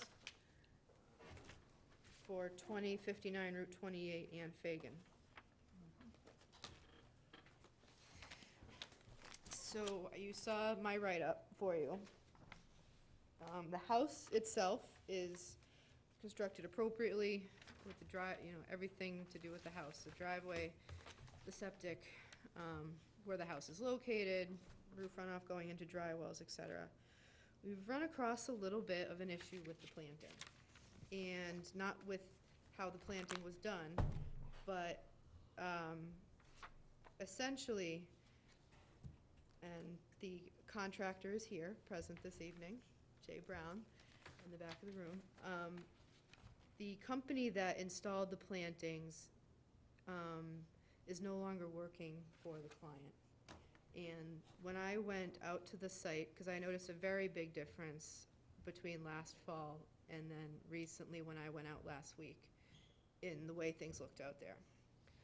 Last fall, when and continually throughout the project, when I had been out with Jeff, the plantings looked good. There is one area where is currently lawn, small area where there should have been a few plants, there's not, but there's a lot more plantings that were put in, and I've asked Mr. Brown to give us that list of plants. 251 plants, you said, went in above and beyond what we had required. So there were some field changes, what I would actually consider field changes, if you don't mind my saying, to the planting plan. However, when I went out there, I don't know if some things had been removed, some things are definitely wilting and dying, but Mr. Brown is no longer working for the applicant and doesn't want to be held liable for that work. We don't do this very often, but in trying to help a company get off the hook, but still holding the owner's feet to the fire, if you will, because it's the owner's responsibility for complying with the order of conditions, regardless of which company she has working for. Like I said, I do know it looked a lot different in the last fall. I would actually recommend issuing a partial certificate of compliance for this. I would issue the partial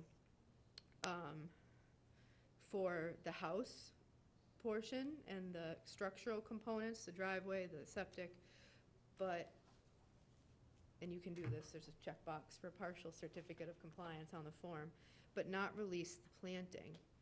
And I would write up a letter basically stating what I have said. I have photo documentation showing, and we have proof of the plants that went in, that the work, due diligence was done to do the work correctly, and due to other circumstances, that it is no longer, what is out there right now is not what was out there in the fall. So I would recommend a partial certificate of compliance. What's the benefit of doing a partial versus a no certificate of compliance? It would, a partial would, would get the engineers off the hook. They did their part right, and the planting was done right, but so it would, if there's any concern from engineers or builders or whatnot to get away from this project, yeah, that's what it would accomplish. I'm And comfortable with that. I would like to write a letter stating due diligence was done on behalf of the previous, But are we still not releasing Mr. Brown from? that has not, whether, who does the work has nothing to do with us. We could put something in writing that, I mean, he's gonna give us a copy of what was planted there. We have my documentation throughout the past couple of years out there, stating that work was, in the fall, work had been substantially completed to compliance. So was it But it is not negligence? right now. It's negligence It may on the be, yes, owner's yes. person. So the project was, the planting was in substantial compliance of fall of last year. So how many plants are we talking about that have to get replaced? What are we talking here? A lot on the banking, a lot. I haven't been there since last fall. This woman, I have no interest in having anything to do with her. She was brutal to me throughout the whole project. I did what I had to do to finish the job, and I got out of there. I mean, this woman called me at 10 o'clock at night every night screaming at me, and I don't Yeah. need that. Yeah. I brought Amy out every chance I could. I did my job. I finished, but I'm not gonna sit up at night listening to this woman, so I'd like to do whatever. I said I would do what I have to do, but I don't have to take that kind of abuse. So I'd like to get off of this, and the engineers, we all did everything we were supposed to do. She tried to make us do things in addition. Amy and I went over it many times. She tried to have us cut more trees down that I wouldn't do. She withheld payments from me because I wouldn't do illegal things. So I did to the letter of what my contract said, got paid for it, and got out of there. And I have his contract. Do you have any of her illegal requests? Yes. I have her, well, I have her threats from her attorney saying that I'm gonna be liable for tens of thousands of dollars. If I had to, Or what? I'm not sure. I've retained an attorney myself. Is there any way, I mean, unless it's confidential legal documents, can we be copied on any Yeah, of that? oh, I'd be happy to, because I If had, it's confidential and says confidential legal documents, I don't want it. not as far as I know, It'd be- my email's not confidential, so Okay. he sent them to me. They're threats of being sued for, throughout this whole project, I was threatened with things that I had nothing to do with, as far as, and my contract says it, of, replacing propane tanks and things. It specifically says I I saw. wasn't. And this woman used a Essentially- 60-year-old propane tank and blamed it on me. I don't touch propane Why do tanks. we want those documents, Amy? I want to see if there's anything in there requesting him to do anything above and beyond what was permitted. Well, it's still the responsibility of the property owner, right? Right. So, I mean, we approved a specific I plan. mean, I guess we don't need, I mean, if the work didn't, if above and beyond work did not get done on the property, then no problem. Right. But if The the only owner's asking to do work above and beyond what we It's permitted. immaterial to us, though, Yeah. isn't it? I just don't want us to get too deep. I don't want to into get in the this. middle of it either. No, there's nothing in the emails asking to do illegal things. Okay, then I don't need anything. No, it's just the Then I don't threats need of. anything. I don't need any of that then. I misunderstood. I thought there was something in there of her. No. It was all verbal on, Okay. If we release this for everything but landscaping, doesn't that still No. involve? The onus is on the owner. And is Not it the him. onus on the owner any which way, whether? Right, the onus is on the owner. We can So, draft a letter stating that the work was completed by J. Brown, Inc. in substantial compliance by the fall of 2016. However, upon site inspection in June 2017, the plants were dying. It's not maintained, doesn't It- appear to it- have been maintained It doesn't appear properly. to have been maintained. So, So therefore, no certificate of compliance. right, well, partial, she can get a partial. But it would get him off the hook, or help him get off the hook. I'm gonna go with your recommendation on this one because it's new to me. You don't normally do partials, because partials can get messy all I of a don't see sudden. how that gets him off the hook. Well, that's up to him and his attorneys. well, I don't have I have a contract which she paid me in full for the work that I did. So that constitutes that I finished what I had written in a contract. So aren't you off the hook? Because she has a lot of money and wants to go to court and would spend endless money to drag me through it. And I don't have the money to. There's a way we can put a letter saying, our no, but we can put a letter saying that it was in substantial compliance in the fall. I remember going down there with you in the fall and saying, we need to wait another growing season to get through the 2 growing season requirement that we have. Mhm. It was in substantial compliance. When I went out there last week, none of the drip, anything on the top of the bank, that stuff looked okay, because it still had drip irrigation. But anything down on the banking was wilting and dying. What- For my first invoice for the plants was June 4th, we Yeah. received them. June, July, August, September, that hill, Yep. I had a person for 2.5 hours a day, 7 days a week, hand water that. Yeah, one day I was down there, somebody was hand watering when I was there. Mike loved it. He took his shoes off and he spent the day at the beach watering plants. So we went above and beyond to make sure it was in, but I couldn't do that again. And keep it in the file, letter to the file type of document saying that Mr. Brown did. That's what I'm planning on doing, yes, But but do not we just have for the to vote? file. Do we, We have to vote on the partial certificate of compliance, and on issuing a letter stating that, I mean, you can say based on the conservation administrator's notes and that this had been in substantial compliance. Was successful until neglected. That's right, So we need a motion that we approve partial. a partial certificate of compliance for 2059 Route 28, map 109, parcel R2, with the exception of the plantings, which are not yet established. And we'll write the letter. I'll draft it, and I'll email it to you. puts a landscape contractor in a precarious spot. I find myself in that same spot all the time where I get fired because I won't cut trees down. And I have, These people that are trying to make you do that stuff need to be hammered for doing this. it was a daily fight of withholding money for services I had performed because I wouldn't do something extra and wouldn't go against Amy's idea of what we could do. Did we get a second for that? I'll second it. Second it? All those in favor? Aye. Aye. Motion Thank you. carries. Thank Please sign. Thank you, guys. Thank you. Okay. Okay, now we can go back to the request for an extension. We're almost done.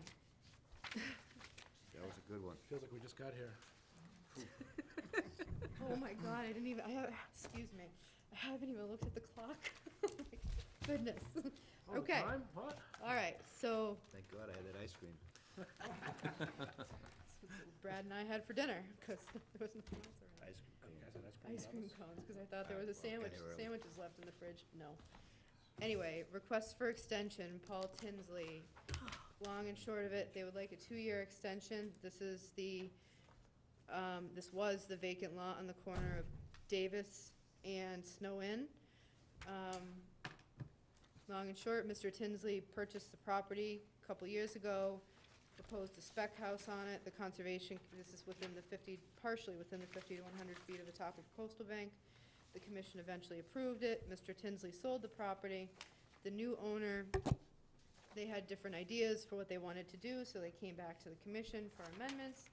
Once they got the amendments, they hired a company. That company didn't pan out very well for them.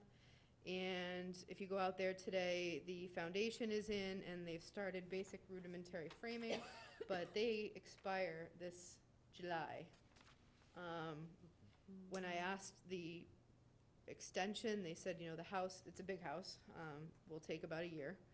But then I'd mentioned, well, the planting on top of that, you're gonna need a couple growing seasons to establish, so they would like a 2-year extension.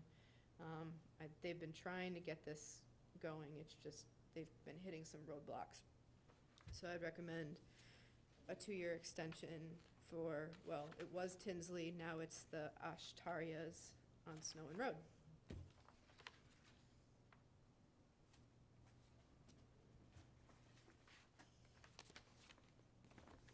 I hate these extensions, but what are you gonna do? Yeah, this one's kind of unique. At least they're coming and Didn't- getting it. Yeah, Yeah. right. Didn't we, I don't like the fact the ownership can carry over. I'd like to change that. Is that a bylaw or is that Wetlands Protection Act? Wetlands Protection Act. I would like to change Probably that. state law too, who knows? Yeah, Well, it is, Wetlands Protection Act is state law, but, yeah. It just seems that a lot can change over time. yeah. This one is only the first extension, so that's not so bad, but they're trying to get it done. just go on. So can we make this extension shorter than the first one? Well, it's 2 years. This is the first extension. Well- You saw the size of that foundation. Right. This is a huge, Right. huge undertaking. Right. And it's, with the plantings and everything else, 2 years. 2 years. Yeah. Right, Yeah. Right. I guess that's reasonable. I mean, probably even short, you know. Yeah, right. Yep, Yeah. because you need a 2-year growing, No. two growing seasons for the plants. Which there's 2 growing seasons in every year, summer and fall. Oh, you're right. Okay, do we have a motion to extend? Okay, I'll make a motion to extend,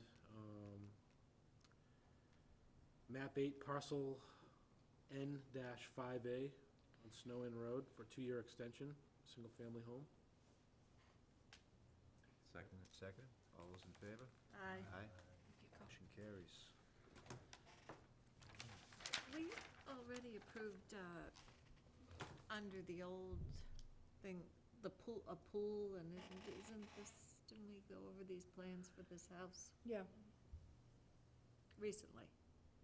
about a year ago, believe it or not. This is your first meeting as chairman, look at this. I would've had us out here an hour ago, just so everybody knows. We'd have been home having ice cream about 7:30. I doubt All it. we did was push things down the road, basically. Well, there was some big stuff on this. Okay, moving along. Request for certificate of compliance for Robert and Paula Howard. This was the dock. Oh, yeah. We And haven't sealed the deal, we gotta talk about that. I have to, so what, they built the dock. DEP, Chapter 91, had them build it even higher than we had permitted. And then, when they actually built it, because it was like a staircase and then a ramp, and then it went down onto the dock, it looked a little ridiculous, to be honest with you. So they went to DEP and they asked to be able to lower it back to what it was originally proposed to be. The ramp has been lowered, so that's good. I checked and I'm sorry I don't have photos for you, but I did check the dimensions and the heights, and everything is in compliance. They also have already prepaid for 3 years of shellfish mitigation for the through the town shellfish department. So they are all set with their mitigation piece. They've taken care of their 3-year, 30 bushel a year requirement. So I would recommend a certificate of compliance for Robert and Paula Howard. It's really ugly. Huh? It's ugly, yeah. It'll weather. It's just so high, or is it still high? It's big. Yeah. It is high, still. What is Nuns Road? Where's this in? Allen Harbor. You're looking out over Allen Harbor. You Oh, can okay. see it. Yeah. Is it on the right or the left? It's on the right as you're going out the harbor. This is bigger. It's in the Oh. channel, sort of, in the entrance to the harbor. Surratt. I didn't like that one. I don't think I didn't Yeah. go for that one. Crazy I don't know where the file is. I did? You did? I don't think so. Maybe I did. We're gonna blame the chair. Should. It starts with the chair and goes downhill, you know? That's right. Went around. Blame Walton. Walton was around then.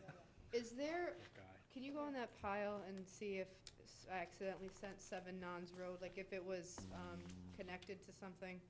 Oh, there it is, okay. Is that them? I'm sorry, Patty. Nuns Road. Yeah, let's just take those apart. I have plenty of extra. And you know, Amy, this particular deck is in full view of the Morrison home. We denied, I wasn't on at the time, but, no, we denied her fire pit or her wall. We gave her part, but we Oh, yeah, we denied the made him put it wall. over on the side there, Okay, yeah. and so her view out to the sound And goes what did I right just through check that. off? I checked one off as a partial over there. I thought that was Their fake. dock? The new dock. Their dock, yeah. The No, new dock. Can I see The those, new please? dock, so from the Morrison house, Who was that? way out, through the dock to the. So you denied What? one. Oh, Howard, Well, that's we okay. denied it. I didn't, I was. We can just with it, cross, but it was we a can just stone white it wall out. That you wanted on the bank. You're telling me Well, I you already voted just- against it? No. It's okay, we'll just white it out. I didn't Just keep that with that one. abstain, yeah. Not right now, we'll do it tomorrow. I'll just double check. I do tell We're good people, now. though, that. Sorry. Talking to other people that.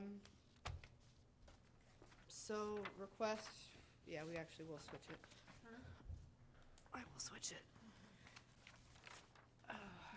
Okay, so I recommend the issuance. Did you vote? No. We Do can we have a do that. motion? I move we approve the request for Howard, Nuns certificate Road. of compliance for 7 Nuns Road. Second? Second, all those in favor? Aye. Unanimous? Okay, please sign. So much paper. How many trees? We pass it. Who seconded it? I did. Rob. Rob did. Oh, everyone in favor? Who motioned? I made a motion. Okay. Motioned. So all in favor? Yes, we did that. Did I miss that? Everyone's in favor? Yeah, Oh, sailed right over me. I was so in your sleep. deep in thought over here. Yep, Frank Osborne. Done that This one? was 3 Wacquasit to create a narrow path through the sand to the edge of Oyster Creek and their dock. They were also allowed to remove some pitch pines that had grown up in the dune field and replant them with cedars. Remove native or invasive shrubs and vines off their banking, which is near their tennis court, and replant with native low shrubs. and they have done all of these things, and the plants have been in for 3 growing seasons now, and are doing well.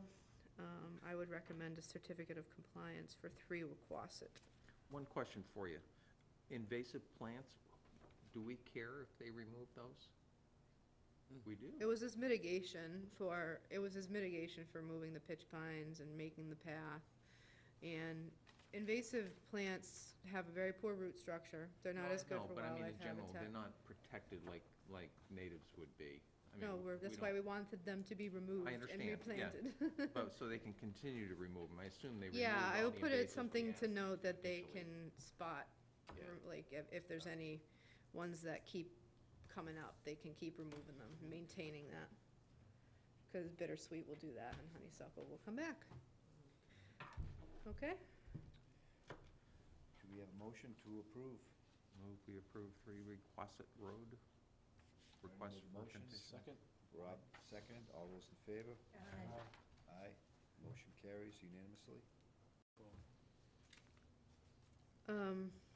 We're not ready for Cranberry Valley Golf Course yet, because Natural Heritage still has not signed off on it, so we cannot issue it. We already did Rocco Orsini. So they're gonna be continued to July. Yeah, it doesn't need a motion, though. But Cranberry Valley will go on for next meeting, just in case. Chase Street Properties, 24 Chase Street, the order of conditions.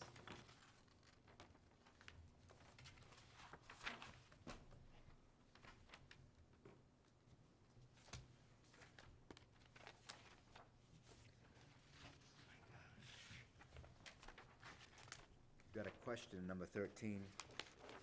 I think that was last meeting, so I wasn't here, but I'm not sure about that.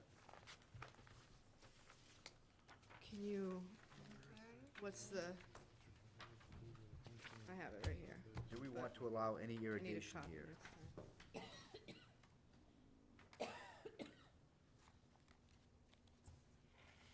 We're sort of silent on that, aren't we? Oh, did I put irrigation question mark on that one? Yeah. Is that on the riverside or the other side of the street? That is way up by the road, but it's on the riverside. So this one is because there's a de facto coastal bank because of the flood zone way up by the road, even though it's a couple Oh, yeah. hundred feet away from the actual river. Oh, this is the triangular. This is the, yeah, they shoehorned it in.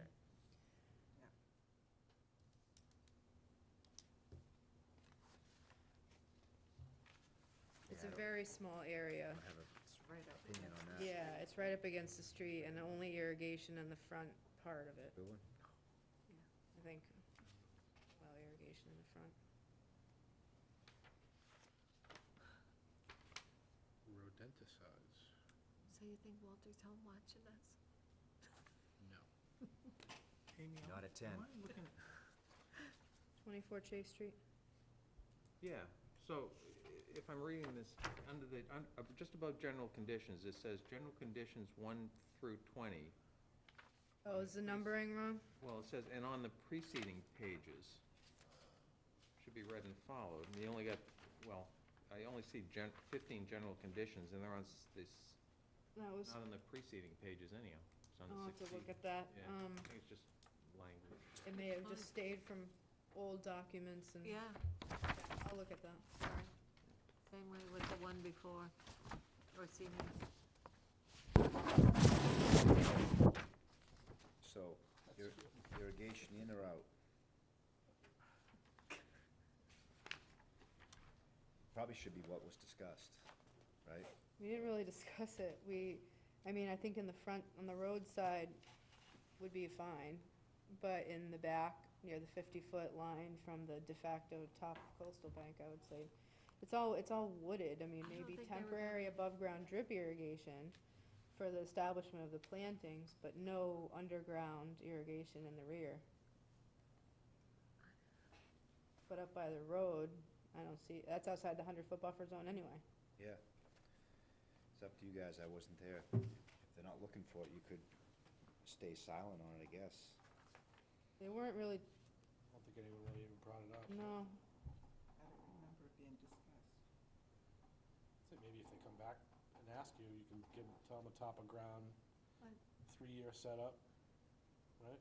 Because I remember the whole house was pushed into the one corner that kept it out of all Well, it's still within the 50 to 100 buffer zone. of the middle. Of the Wetland. top of, not even that, well, it was within 90 feet of that isolated wetland, but it was the top of bank that was even landward of that wetland, that is a jurisdictional wetland.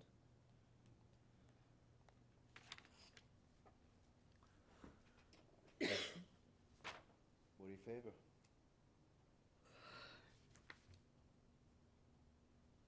I didn't do. Temporary, I think, temporary 3-year above ground drip. Okay. yeah, that's the safest, Okay. without having a diagram of exactly where they want to put it. That way, we were assured that stuff will survive too. Okay. Right. Give them a fighting chance. I'm gonna move that we accept the order of conditions for 24 Chase Street with that one change. I'll second that. Okay. And the change in the first. Oh, yeah, the change on the introductory language. Yep. All those in favor? Aye. You sign? Opposed? None? Motion carries. So something that was not anticipated necessarily, but we did vote and close the hearing for 30 Lothrop Avenue last time. Sorry, I wasn't here, but we do need to vote and issue we have to get that denial out within the next 7 days, otherwise we lose it. So I sent it along to you. The only comment I had on that, Amy, was it set a doesn't record. clearly state that we're requiring that he remove the porch in the addition. That's under enforcement appeal litigation, we can't, We can't. Okay, that's fine. Then in that case, I only have one typo on it, so I'll let you have that. okay. It's on the second page.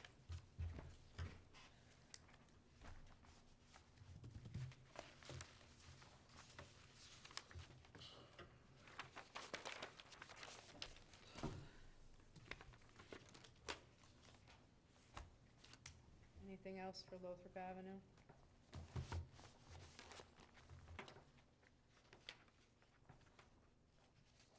Did your page with a typo come around? Oh, sorry. I'm sorry. Okay.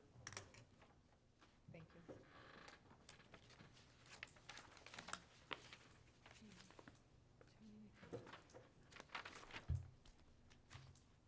Okay, we'll put it in the file. That's for 11 Harbor, so. I have it right here. Okay, How we doing? so we need a motion for this, To approve it? or to approve the order of conditions. do we have to go into executive session to do so? No, this is for the after the fact, this is for their filing. Mhm. So, we do need you to approve the denial order of conditions under the bylaw for 30 Lothrop. I move that That we, document that you just sent around? Yep. I move that we approve the denial order of conditions for 30 to 34 Lothrop Avenue. Second? All those in favor? Aye. Passes unanimously. Thank you. Please sign. That's a good one. Okay. We'll have minutes next time. And we really need to, I don't know how you want to do it. We can see how the next schedule's shaping up for next meeting. We really got to discuss the management of the Bell's Neck Cranberry Bogs. A grower did approach the selectmen, and I discussed it at the selectmen's meeting Monday night Good about news, where right? we're at with it. That's good news, right? Not necessarily. Well, they wanted the selectmen to be made aware. I don't know if it was to try to expedite the process with us or what, but I explained our process and what we're hoping to accomplish, and He would like to enter into a lease? Yeah, so it's up to us. Right. Yeah.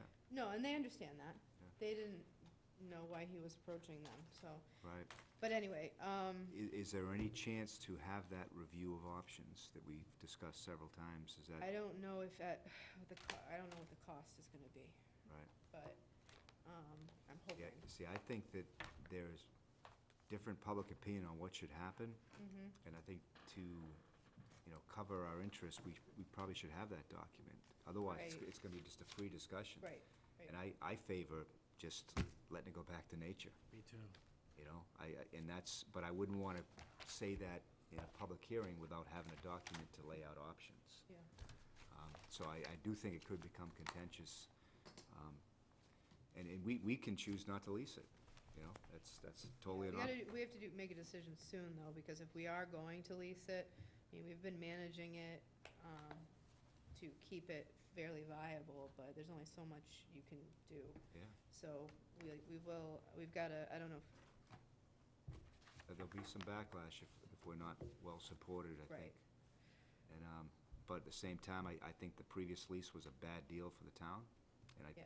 I think, right, and I'm not I think the anxious people, to do that again. no, I think the people who have approached us, are better candidates, but it even just comes down to, do we want to do it or not again? So I'll continue to work on that. I need to,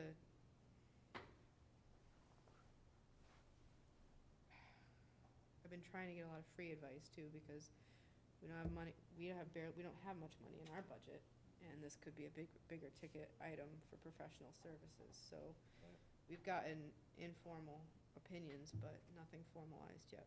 Yeah, last time was a 10-year lease. It was for a very low annual fee. Yeah, It just I don't think the town got much out of it except No. for a headache. no. So I'll put it on next time, management of the Bell's Neck it's Bogs an for artificial discussion. diversion of flow. I would just assume, Didn't have we it have money from the naturalized. community, CPC, but that takes a year. Benefits the town to Takes a have year. anybody farm that. Yeah. I really don't. maybe that'd be worth it. Maybe, it might. Money from CPC, community. Putting a preservation, request in for CPC funds for the study, who for knows? study of the use of the land. That might be a good idea. I don't feel like I need to have that study, absolutely, but I think it'd be good to have that discussion. Well, I think you're gonna need it for, it's gonna be a contentious Yeah, discussion. there'll be some abutters that wanna do something, and there'll be, There's a lot of different ideas about Yeah. what should be done out there. right? So I agree, we have to back it up, and I have to find a way to do it and fit into budget. Yep. It'd be nice if we don't have to have the CPC hearing on it. Right. Do you want to do an executive session? There's no decisions that you have to make in an executive session. Do you want to do that tonight, or do you want to put it on next? Let us know if there's stuff we should hear now.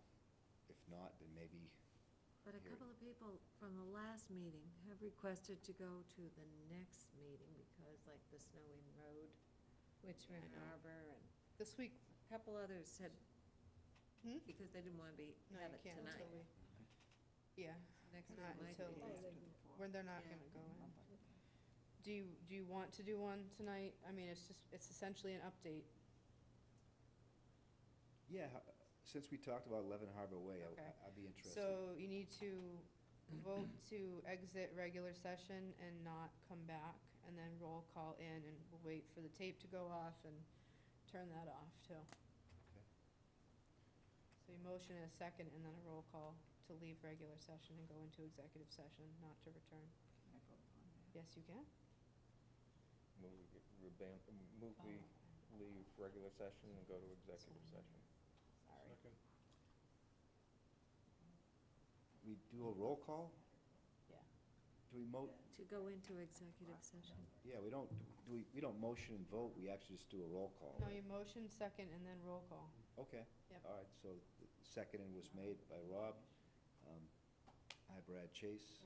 Aaron Crabtree. Rob Mador. I, Carolyn O'Leary. She's not the only one who can do it. Paul. Oh, I'm sorry. Roll call? Oh, you can't, okay. That's right. So we're in executive session.